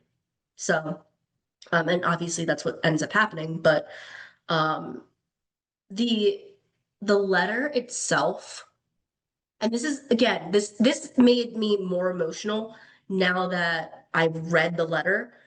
So, Hun, I don't know if you know this, but like people screenshot the actual letters and Right. then people reposted, like people typed up the letter on like a Word document thing and made like a Canva image of it. And now that letter, like the full letter, is circulating. Okay. So I was saying that I think Gavin didn't, so you said Chris, which I think is great, but I think that Gavin did a great job in the scene, flashing from like pure insane anger to when he gets the letter, reading it, and just like completely falls apart and then is back to angry again. So, like, seeing that wave of emotion, can I read the letter to you? Yeah. And I've posted this a couple different times now in a couple different places, but what I want you to be listening for is Susanna wrote this, and it literally reads like a love letter about Belly. So, like, it breaks my fucking heart that Conrad and Jeremiah both had to read this shit on this day. Like, it wasn't fair for Conrad to have seen this letter on Jeremiah's wedding day. And it certainly is not, once I read this, fair to Jeremiah that he had to hear this shit either from his mother. Dear Conrad, I can hardly believe my little boy is getting married today. I'm just bursting at the thought of my beautiful boy having found the person he wants to spend the rest of his life with. I only ever got to see you in love once, and for that I will always, always be grateful. Not that I got to see you in love, but I got to see you be loved. Oh, the way she looked at you. It was like you were the only boy in the world. As a mother, there's no greater gift than to see her child be as dearly loved by another person. Today, if there's even a fraction of the love I saw then, I am more than happy. I am overjoyed. Don't be afraid to tell her every day. Don't be afraid to tell her every day how very much she means to you. Cook for her. Be a good listener. Don't try to win every argument. Jewelry is always welcome. Pay attention to if she wears gold or silver. If she's not a jewelry girl, then chocolate. Loving you always and forever, Mom. I can't That's your imagine mom. that Susanna, not blame Pie here, but like Susanna writing these letters, I think in her mind, she was writing it 75%, assuming that he was going to be married to Belly. Because Sure. can you imagine that Conrad was marrying some other random? Like, what if a Right. random girl that he was marrying read this letter? She would forever be like, who was this girl that loved you so much that your mother seemed to really love too? Like, what the fuck? It's insane. Um, but I'm sure that Jenny knew that people would splice the actual words together, but it's just so perfect, hun. Like she says, cook for her. What did Conrad do all summer? Right. Be a good listener. He was. Don't try to win every argument. Oh, He I almost got doesn't. it right. Oh, you okay. Um, Jewelry is always welcome. What's the one gift that he's given her? Infinity necklace. And if she's not a jewelry girl, then chocolate. Who out of the boys knows what kind of chocolate Belly actually likes? Candy. Well, milk chocolate, not that Oh, dark cacao chocolate bean. cacao bullshit. Quite perfect. Anyway, yeah, that letter is brutal and insane. Yeah, text your moms. Yeah, Everyone listening. text your moms. But but you see what I'm saying? Like I have so much compassion in that moment for Jeremiah because if you are a person who believes in fate and has been waiting around for this other shoe to drop, like yeah, you can hit your brother all you want, but like to get that from your mom or like to read that from your mom and to know that your brother literally just told you that he doesn't think that he may ever love anyone else ever again. And then to read that she wrote that to him about the girl that you're marrying is like, it's just such a mind fuck. Crazy work. Ugh. I love Jenny Han. I actually, Good. she might be my favorite person, other than you, Han, and the fictitious characters she creates. So maybe it's like you, then our doggies, and then the characters she creates who are fictional, and then Jenny. Yeah, I miss my dogs right now. Oh, they miss you too. They're being really good though. They're sleeping. Um, okay. Now let's go to other than the Bonrad forehead kiss. Now let's go Okay. to my favorite scene of the episode. Belly and Tay Tay. Oh, oh yeah. This is exactly what I was waiting for. Exactly what I was waiting for. Because somebody other than Conrad needed truth bombs spilled on Belly. Because if it comes from Conrad, it lands hollow because he has ulterior motives. Right. From Taylor's perspective, it's completely in play and it's totally, totally valid. And I think it's justified because Belly is a total bitch to Taylor in this moment. Right. I think it's like in the same way that Steven was kind of telling a lot of the fan base's perspective of Conrad. Mhm. I mean, Taylor's doing the same thing to Belly. Like, I don't know who you are anymore. I don't recognize this person. Yeah. You're losing yourself for Jer. right? Yeah.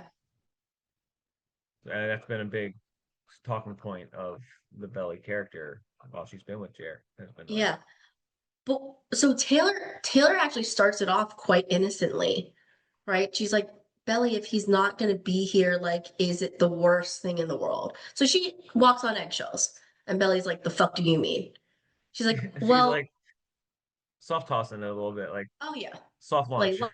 lobbing, lobbing it up a little bit, seeing what happens. And then she gave Belly an out the day before, right? Like, I told Conrad to fuck off. Was that the right move? Was that the right decision? Yeah, So here, so here she comes straight out and she says, I don't think you should do it. Belly I wrote that. says, Belly Yep. says, do what? And then straight up, I thought Taylor was just going to say, I don't think that you should get married today. No, Taylor says, I don't think you should marry Jeremiah. It's different. Different. I don't think you should get married today is different than I don't think you should marry Jeremiah. And Belly just fucking, then you shouldn't be here. If you don't support me, then you shouldn't be here. And like Taylor's like, the fuck are you talking about? I am here, right? Like right now, your fiance is AWOL, right? Like I am here. I've been here, but like, and then that's where she goes into like, I'm worried about you. Like you're losing yourself in him. And Yeah. it seems like Taylor is saying that she has been for a while. It's kind of the stubbornness that we see, the Laurel trait coming out. Yeah. But what's interesting is what Taylor is really saying is that Belly is so quick to give up everyone and everything that she values. And she's watched her do that for this guy a lot to the point where she's losing herself. She's like, I watch you give up Paris and then your mom. And then what? Now me? And I think that what Taylor also wants to say, but she doesn't, is like, and I know how much you love Connor. So you're telling me that you're also going to give up Connor. So Paris, your mom, me, and Connor. For the rest of your life, you're going to go the rest of your life never seeing Connor again, ever. Like you're ready to do all of that today. And she hits her with the codependency thing, and then Belly lashes out more. I'm not I'm not looking for your TikTok therapist bullshit right now. Like, if there was one person I was going to ask for relationship advice, it wouldn't be you. You're too selfish to care about what anyone else wants. And I'm like, that's when Steven, oh, big heart emoji when Steven busts open the door like he's been listening in for a while. And he's like, don't you dare talk to her like that. That I was like, what is going on here? It was so great. I I mean, was like, what it was is it was this? it was in I didn't expect Belly to just like be completely unhinged on Taylor of all people who does not deserve it. That's what I'm saying. Like the writing here of like book stuff, book stuff, book stuff, but then like raising the stakes even I higher with like, and there's more to come, but like stuff that like I no one really predicted, there has been times and there have been seasons where I'm annoyed at Taylor, but Oh, this you're on your season tail. You're like loving Taylor. but this season is not one of those. Like she has been nothing but great to Belly. Absolute angel to Belly. And for Belly to do this, I'm like, oh, yep, this is about more than just Jeremiah. Like, you need to go cool off. Like, Conrad is ready for her. She is not ready for anyone right now. That girl, Belly, she ain't ready. Yeah, no. Yeah. So, um, but I love Give me that. love. I love that Steven stands up for her. But I like that Taylor has the last word. Right. She's like, all I'm saying is that you should figure it out while there's still time. And she leaves. I'm like, And then Taylor, I mean, then Steven backs it up. He's like, do you know how good she's been? yeah. Yeah, like do not take it out on her. She is Right. a great friend. All right, Skinny Love, Bon Iver. Mama, skinny love, again. Um, that again, I really liked Jeremiah in this entire episode. Like there wasn't a lot of cringe for me. The last episode was such a tough Jeremiah episode. Like he was losing all over the place. When he walks in and he just looks totally and utterly defeated. He doesn't fuck around with the boys. He's like, "Hey, can you guys get out?" He like Great puts Redbird his line though. yeah, It's like, what did you rage again last night? Legend. legend. Um and just like the visual of Jer like putting his hand in the ice bucket with the Yes. champagne. That was some like Scorsese shit. That Yeah. was a good Yeah. move. And then the honestly, the reason that I know in my hearts of hearts the brothers will be okay is because he called Conrad loyal. Obviously, Conrad did some selfish things that will end up being a catalyst for why Jeremiah's day is awful. But before they had that interaction, Conrad had asked his dad to bring mom's ring. And he had already left it on the table in Jeremiah's room with a note that said, I asked dad to bring this. Belly should have mom's ring. Like, that's the ultimate show of like, if Belly wants to be with you, do it the right way. Now, Conrad is very willing to test whether or not Belly really wants to be with Jeremiah or be with him. But if Belly chooses Jeremiah, he is gonna self-sacrifice and he's gonna go tell Belly in a second, like, you're not gonna see me for a while. It was all worth it, but I want you guys to be happy, be good to each other.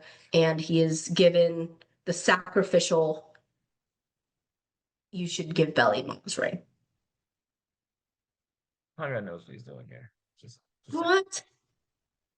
Just saying. What do you mean? I mean, this is a very emotional scene. This one that's coming up? Yeah, like the Conrad Belly scene. Oh yeah, yeah, yeah. No, I know. I'm Like, still talking about the significance of the ring, but okay. I'm still talking about the gesture of getting the ring for Jer to give to me.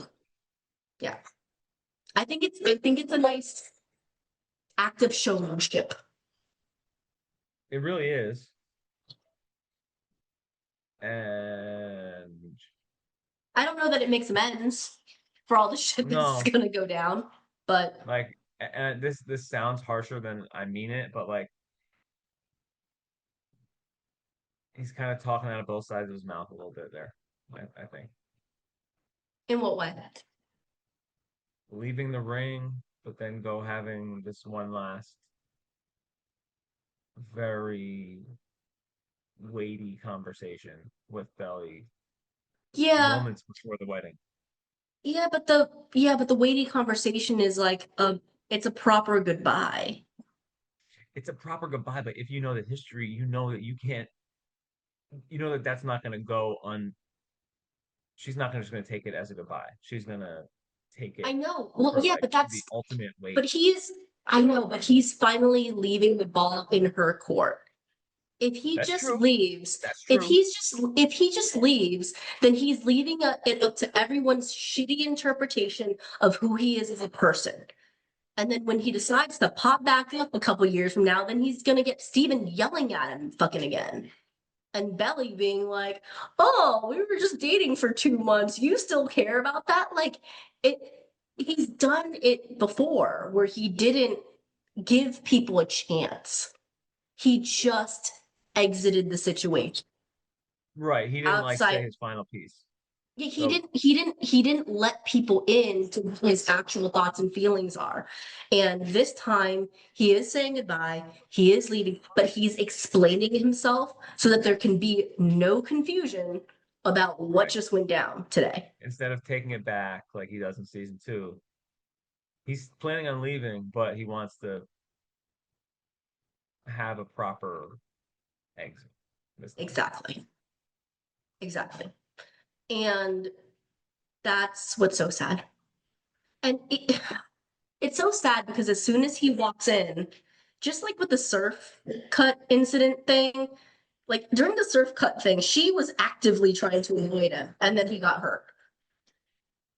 She's so shocked that he's in her room, and yet the first thing out of her mouth is like, "What happened to your face?" And he says, Good and he point. says, and he says, "Nothing I didn't deserve."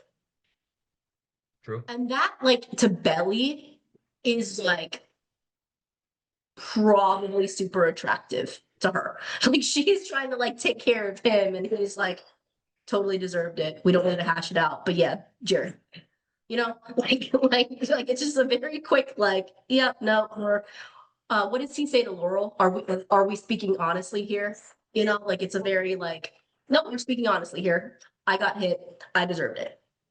Um, the part where she tells him to go and he turns to leave, and then the door shuts and she thinks he's left, and she kind of like has a sigh of relief but also like sadness when she opens her eyes, and then he speaks because she thought he had left and he's there. That part's sad too. um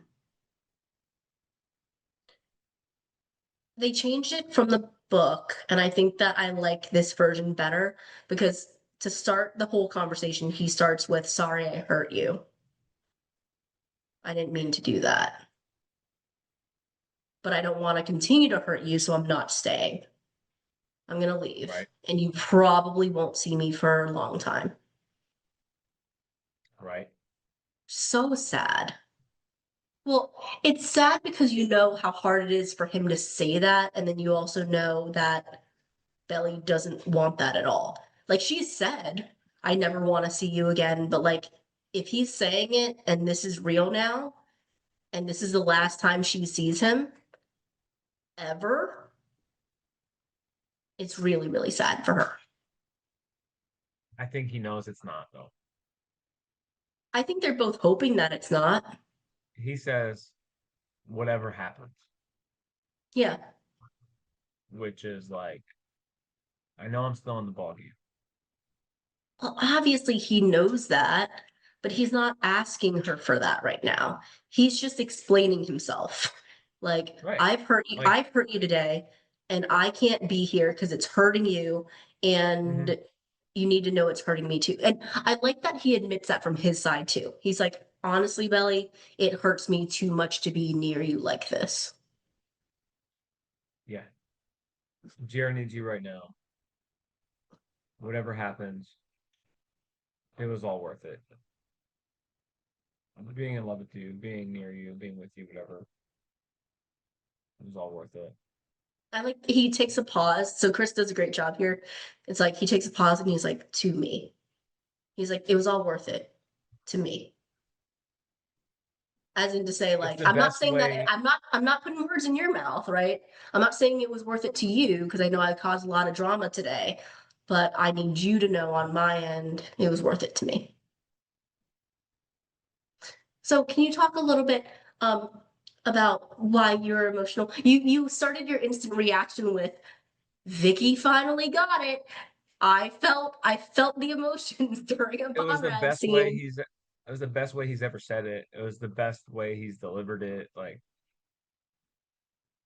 you got to feel for him there. Yeah. Like, and the way she's looking at him, it's like, uh,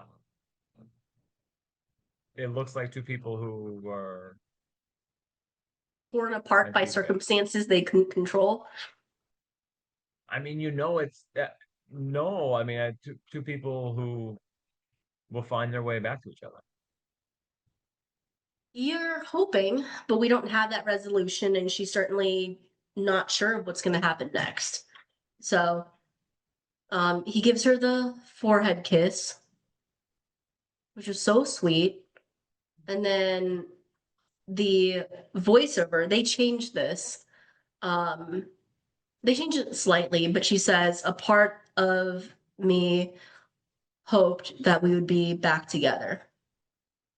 Yeah, Or you that can't. we would find our way back to each other, that we would always be connected by our history, by the summer house. And she said, but I really felt like this time, the next time that I saw him, there'd be a mountain between us.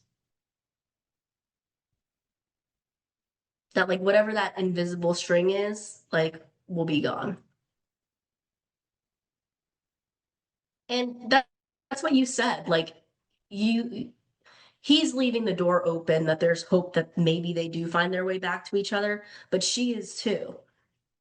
But So it like also there's been a forces her to have to reckon with it. say more You about know what I that. mean? If you can't deliver a speech like that and not like this is it, like this is the last time. Yeah, You know what I mean? It's like that was a proper goodbye right. with still knowing the feelings that Right. have reason. Well, it's So kind of like it's like, all right, your move.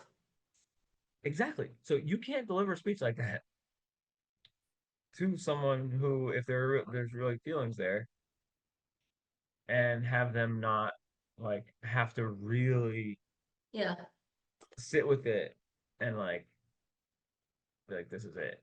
Like yeah, this is if I ever want this at any other time, I can't go through with this other thing. right. So Yeah. I mean, I don't Well, know if it's a common trope, but I know that scene. I know that maybe it's in real life. Like I know that. mhm. And that ultimately ends up being the big problem for Jeremiah, right? Is that the feelings they've been harboring, the secret part of them that does secretly wish that they would be back together at some point, how they're looking at each other. Like the problem for Jeremiah is that it's not one-sided. If it was just Conrad harboring these feelings, then yes, everything Steven said is fine. He's your brother, be loyal, get the fuck Mhm. over your mopey shit, and let's just put this past us because it's ruining families, right? But it's not one-sided Right.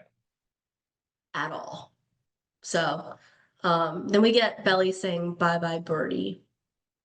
And then Phoebe Bridgers plays. Can we Friday talk on the about, month. yeah, can we talk about just, you got Olivia, you got Gracie Abrams, you got Taylor Swift, you got Phoebe Bridgers, like Bon Iver. all Bon Iver. Yeah, it's all the classical music artists that we've come to associate with the show all in this episode. So um that Phoebe Bridgers song carries into the Staler scene at the end, which I really love. That's a remake, you know. Oh, the Phoebe Bridgers song Yeah. is a remake of, do you know who the original was? No. Oh, you just know the It's song. like an upbeat pop song in real life. Oh, really? Yeah. Of course, leave it to Phoebe to make it all sad. Yeah. I associate Phoebe Bridgers with like sad music, Funeral. funeral. You want to talk about the Staler scene?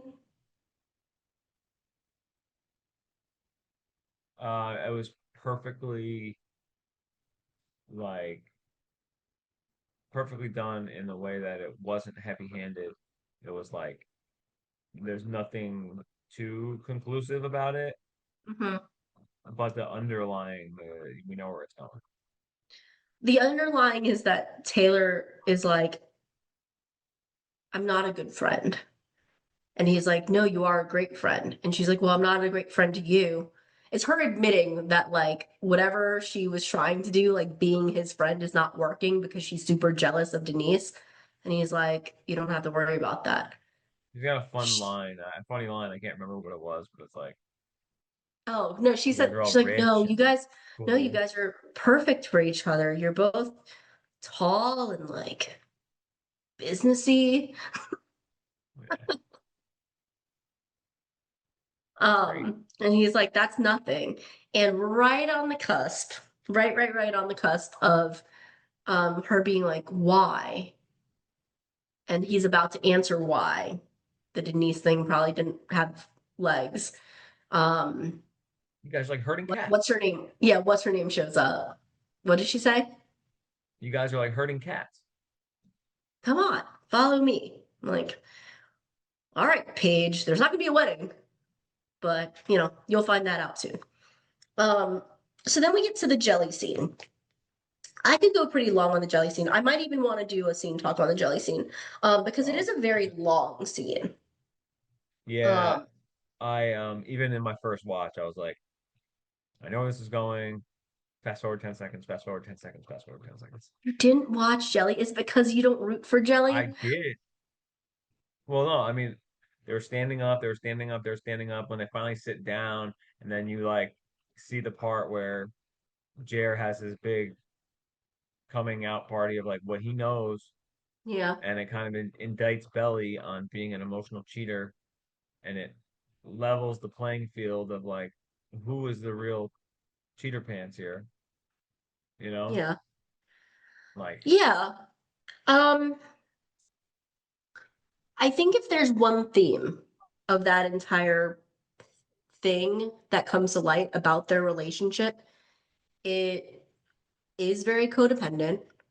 It I liked it because it showcases that it's not just Conrad who lies and pushes down feelings and has deep-seated insecurities. I think they all do, that they haven't dealt with. I love that in the beginning, in the book, Jer came off as very aloof. The whole like, oh, I'll still marry you. Like, I'm dressed, you're dressed. Let's just go get married, Belle. We don't have to talk about what just happened. Um, the way that Gavin acted the scene out, he did not come off as aloof at all.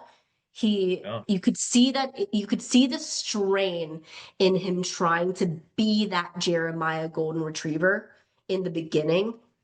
And then he like can't really pull it off. Like he tries and he can't pull it off. And he's like, no, Belly, I always come back. Conrad's the one who leaves. And then it's like, I can't even say his fucking name without you thinking about him. Even now, you're thinking about him. I see the way you Um, look at it. You've never looked at me like that. that part was so sad. I mean, it's true, and part of it is probably fueled by the fact that he just read words from his own mother that said the exact same thing. Right. Um, but yeah, I mean, at the end of the day, like, good for Jer because everyone can see how much Belly loves Conrad. Um, So the whole like, I want all of you. And then where he really breaks down is like, and I never had all of you, right? It's like, not just right now. I never really had all of you because a part of you had always loved him, will always love him. And I know when it reignited itself. Um, Right. yeah. Then you see I the also other like, go ahead. Belly like begs to like not hurt Jeremiah and like go on with this wedding, you know? She does for a minute, and it's like her codependency comes out on that. Like Yeah. you see that her side of it. As much as Jer needs Belly in this moment is like even the stuff I have for Conrad, it doesn't compare to you and me. Yeah. Like let's just do it. It's okay. Let's just do Yeah. it. Well, she goes quick to be like, no, like nothing happened. He's like, I know you guys didn't have sex or sleep together. And then, but he says, but something bigger happened, Belly. And she's like, Right. what are you talking about? And he's like, you started to love him again. And I think that's Jer's way of saying that he like never loved Lacey Barone. He was just he acted out in frustration over something else, which is still wrong. Still wrong to be upset about something, not address it, pick a fight with your girlfriend to get back at her and to go cheat with someone else so that you could just forget. It's like numbing the pain away. You're not really addressing the root cause issue. You're picking a fight. You're lashing out. You're doing destructive behaviors to yourself and to your relationship. But for Jeremiah, the emotional cheating part of it is like, yeah, he had physical contact with another human being. But for him, he's like, something bigger happened. You started to love him again. And Right. ever since then, you have not loved him. And then That's you guys major. spent all summer together, leading me to believe that this wasn't true. Because I think that I think that Jeremiah knows Conrad well enough to know that Conrad would not have brought it up if Belly wasn't putting out vibes too. Yeah. Good. Great You point. know? Great point. Like he could know, everyone can know that Conrad still loves Felly, but like unless this summer when they were home, like in that house together, unless she was putting out actual reciprocation vibes, he wouldn't have called her on it. Yeah. So and you give a little bit of credit to Jared there for knowing that. Now at the end of the day, does it absolve Jeremiah for what he did? No. But for as much as he kind of knew about the situation, he was hoping that when she said yes, like I said earlier, that they could just put it all behind him. And he was like, "You fucking said yes to me. You said yes, and I thought we'd be okay, and we're not still." So really, what I like about that scene and how Jenny changed it, Jenny and the writers changed it, is that they're all at fault. Yeah. Like, yeah, Conrad said the big words and threw the big wrench into the system that caused the entire chain of reactions, but they are all at fault because every action they have taken or not taken inside of this like little group has consequences. And like today, because of everything that Conrad stirred up, like it has to be addressed. Like there's no hiding for anyone anymore. Um, so I think even though it's sad, I loved it and I continue to love this episode because no one can pretend anymore. Like we're just at the point where everyone just like really needs to be honest with themselves and their feelings and shitty or happy or whatever. Like they just need to own all their shit. And I like that because Yeah. I can finally feel that there's a resolution. I can feel that Conrad still has a chance with Belly. I can feel that Belly will actually grow the fuck up and go find herself alone. And Yep. I feel that Jeremiah will be okay too. Like he has a lot of things to deal with too, and this sucks for him, but like at the end of the day, there's 3 more episodes Right. left. But um yeah, the you never look at me like that. Um and the Belly, like the part of you that loves him, I think it's bigger than you know.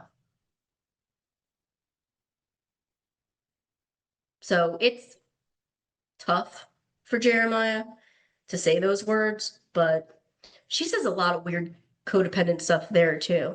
Like when Big time. she's like begging him. She's like, we Begging, picked begging, begging.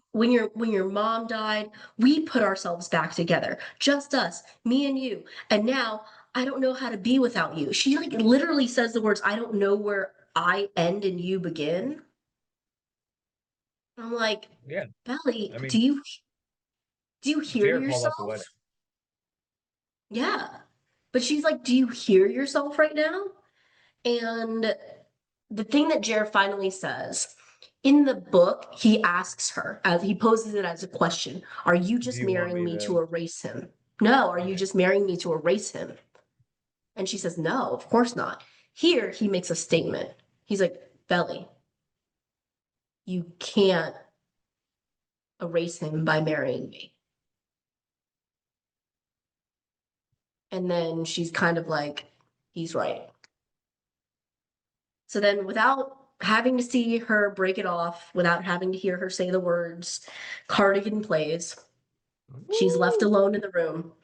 And where you know the wedding is called off is when Laurel comes and she looks at her Lemon mommy. jelly belly. It's the saddest thing ever. She just goes, lemon jelly belly. And then her And mom goes and hugs her. she says, oh, Bean. Yeah. It's so sad. And then there's It this was montage. killer. Yeah, the And montage fire. Cardigan fucking plays for like 2.5 minutes straight. It's just like the full song. Right until the end, So pretty much. yeah, Lemon Jelly Belly. I I do like the Stephen and Jer, right? Stephen coming and the bottle of beer. They shot it in a way where you almost think it's Thought it was Conrad. Conrad. Yep. Yeah. You think it's Conrad, it's not. It's Stephen and Jer. So the Jer and Conrad reconciliation will happen later. You see Laurel, like so John is you said this. He's like Yeah, calling, canceling shit. yeah. So he's canceling stuff, but then in the background you see Laurel picking up stuff from her room and or Belly's room and she picks up the letter. So she literally grabs the letter and she's like, okay, for safekeeping. Everyone needs a vapor inhaler. It helps you breathe at night. Um, so then I wanted to ask you a question about this because so many people are hung up on this. Um, we see Belly arrive back at the cousin's house. Yeah. She's packing up her suitcase, she's packing up her backpack. I was so happy. What do you think the reason is for her packing her wedding dress in her bag? She's gonna eBay that shit. I knew you'd have a fun answer. A whole bunch of people were like, why is Belly packing up her wedding dress? My very quick answer is because it's kind of like this a Memento. metaphor, huh? Yeah, yeah, It's like a metaphor for something that's a failure, a metaphor for something that didn't work out, a stain on the Fisher Conklin relationship at this point. She doesn't know when she's ever going to be in that house again. and she's also the one who was left at the altar. So That's what I mean. She's this going to was take that fresh. evidence. Yeah, she's going to take that evidence with her. She Yeah, might this is burn it, fresh. but she's not leaving it in the Fisher house. That house does not belong to her. At least she doesn't feel like it right now. Well, she drops Um, the key off too. Yeah, so I love that we got that because you and I were kind of making fun of it. Like when he first gave it to her, we're like, it's kind of her house already, like, and stuff like Right. that. But like, we were like, oh, maybe it's like symbolism. And the fact that she has to, I'm putting this in air quotes, but she's compelled to give it back is because based on what just happened today, she doesn't belong to that house right now. Right. There's no world where she belongs to that house right now. And she's thinking she may never ever see Conrad again. Like she may never see that fucking house again, is how Yeah. she's feeling. Yeah. Um, and you hear all the whispers of the kids' voices in her head. I I knew you'd like that. Did you like it? Yeah, of course. I was sick. Great Yeah. choice. Like some next level shit. Yeah. It was beautiful. And like it's belly flop scenes is what she's hearing. Um, the taxi.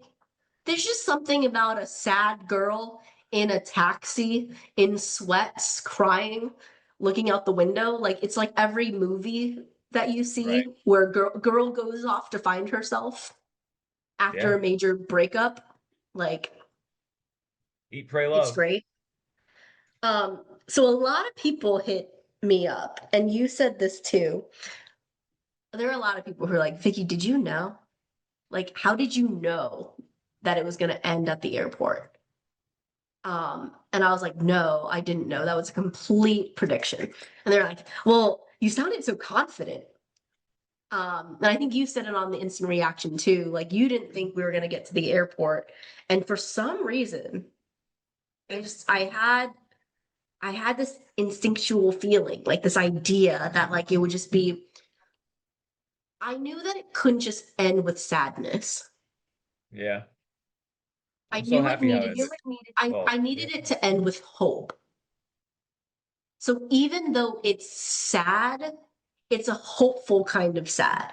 Like I was actually very happy for Belly. Like watching Yeah, her yeah.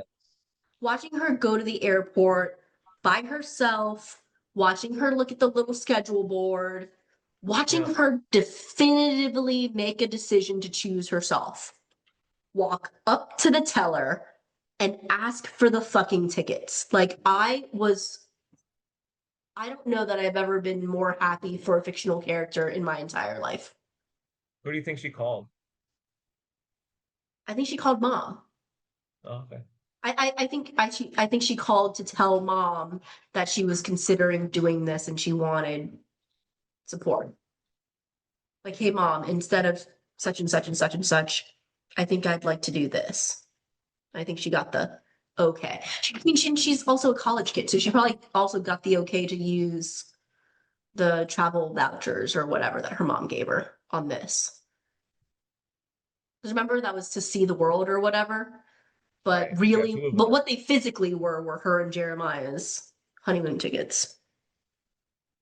So, um, yeah. So I love the airport stuff.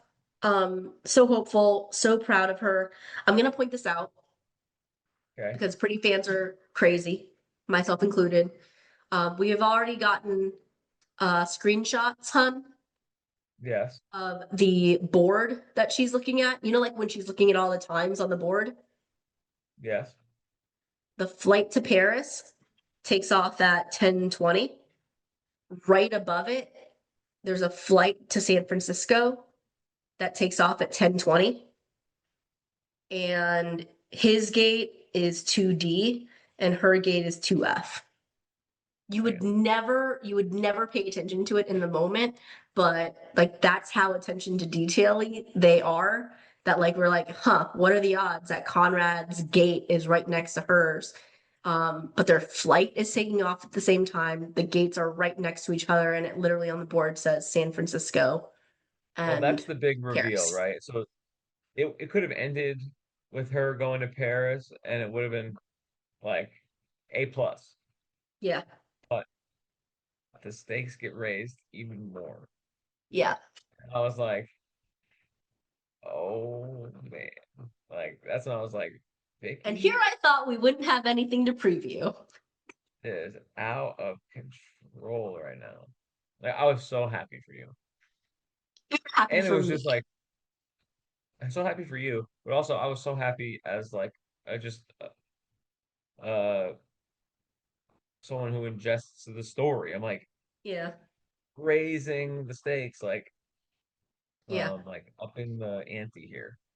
yeah. I don't want to step on the preview episode, but Yeah, we don't have. obviously she sees him. Okay, so obviously she sees him. I thought she'd be quick to ignore him, Yeah, but the powerful part of the scene is that the part in Cardigan where Taylor sings, "I knew you'd come back to me," and she sees him, but she it ends on her turning out of the line and which you walking never do at the towards air. You never do that at the air. she. So I don't know if she's supposed to be boarding. I don't think they're boarding yet because he's not in line to board, right? So like, unless he's waiting for his seat to be called or whatever. But like, literally, it's not just that she saw him. She could have seen him and ignored him, but she has this like hopeful look in her eyes, and she turns and she starts to walk towards. They're not gonna embrace, they're not gonna kiss, like nothing's gonna happen right now because Belly ain't ready for them. Right, And Conrad is not gonna do that to his brother. Like, say what you will, but like Conrad is not that guy. Conrad does not get reamed out by Taylor, get reamed out by Steven. Laurel's pissed, Adam's pissed, right. and Jeremiah is angry at him. Like he's not just gonna actually, ride off into the sunset with Bella. Ain't gonna happen. What I think will happen is a shared look or some kind of shared interaction that's like maybe they just say it with their eyes, no words needed, but oh fuck, you didn't get married. Oh shit, you're going to Paris. Good for you. Can we still talk? Write me Okay, a bye letter. for now. Huh? Write me a letter. Right. Yeah. But you see what I'm saying? Like that's all that really needs to be spoken in that moment is, oh, you're not married. Oh, you're going to Paris and doing something for yourself. Good on you. Can we still talk? Like, can we keep the line of communication open? Are you open to that? And all right, I'll see you around. Right. If that's what happens at the beginning of the next episode, I'm good enough. We can time jump. We can hang out with Belly a little bit in Paris. She can date that Italian guy on a moped if she wants. But eventually, I need letters or phone calls, and that'd be great. We got 9, 10, and 11. I know. That's the most I exciting think part for me. Is I think we're it's pacing great. for There, so much fresh, unwritten content. You're not even ready for it. I know. I'm actually very happy for me. And I think that Jenny is, I can't give the woman enough praise, but like, what a special gift. Like book fans, we all expect that the special gift Jenny gives us is a really good adaptation of our favorite book moments. No, Jenny is like, we're going out with a bang. I meant what I said. There are going to be changes to the book. You know why, folks? Because what a nice little gift to the book fans to say, no, you guys get to be surprised too. You know, like it's just Yeah. it's so special. I was literally, you weren't on the live this week, but I literally said that I am a little bit envious. We do all these previews and like I pretty much know what's going to happen. Well, you know, as long as it follows the book. And I was saying that sometimes I am a little bit envious of people who can just sit and watch the show. Yeah. Like not because of our podcast, but like just sit and watch it with no preconceived notions about anything. And I think that the fact that Jenny gets to deliver that to us all, people who read the book and people who didn't read the book, like that's at least 3 hours of just like who knows. And I'm very, very excited about that. You're set up for so much new content. Not even gonna be able to handle it. So basically gonna get a whole new book. I know. Isn't that wild? That's Why? amazing. Anyway, all right, this is running long. Who directed the episode? It was somebody The, who's Med- done it before. the Medina girl. Medina. Yes, yes, yes, yes. Okay. Um, what was your musical moment? There's so many. I'll go with Olivia. Olivia. For me, it's a tie. Well, I would say Olivia only because again, I've been waiting for it. But my actual favorite musical moment was definitely Cardigan. Oh Like yeah, just yeah. just the beat drop to it, the emotional roller coaster of it all. It was like a huge montage. But to track her all the way from like it's literally from the moment that Jared leaves her room to the you'll come back to me and her seeing Conrad. It's all one song. Um, And that was really special. season 3, episode 8 is now the highest rated episode, taking the crown from the Conrad narration episode. I like them both. I like them both. 1A and 1B. I think I'd still put Conrad and Belly's episode as number one. But Yeah. yeah. No, I mean, objectively, this was the best episode. We're about to do who won the episode. But like I think there's so many winners in this episode. Like I think anyone could technically win this episode because, like I said, the big so Steven what of Taylor this episode Felony. is like everyone is owning their shit. Everyone. Yeah. I don't think it's Conrad. Um, Well, Steven yeah, because he Taylor did. Belly. Like it wasn't a Conrad winning episode. Was it a Um, Belly winning episode? I think so. Yeah. she's the hero. This is the hero's journey, and she dodged the bullet. She dodged a bullet. She admitted some feelings. She was honest. She got some realness thrown on her by Conrad and Jeremiah and Taylor.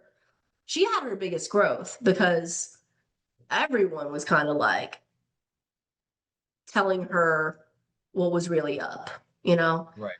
So it's Right. hard to not grow after Conrad's calling you out, Taylor's calling you out, and Jeremiah are calling you out all in the same episode. And she does the right thing with it. That's the important part, is she does the right thing with it, which again, right now it is not about Conrad. In the grand scheme of things, obviously it is very, very, very much about Conrad. But in this moment, she just couldn't get married today. That's And right. in this moment, she needs to go to Paris. Like, I'm happy as fuck that she sees him Yeah, at the that's so airport. fast. Yeah, I'm happy as fuck that she sees him, but like, I don't want him to board the flight to Paris with her. I don't want her to go to California with him. You know what I mean? Like, it's not, No, it's no, not, no. it's not ready yet. It's like cookies. They're not done baking. Let them Yeah, it bake. needs some time in the oven. Yeah, for sure. So, yeah, Belly can win the episode. Who lost the episode? Did Jared lose?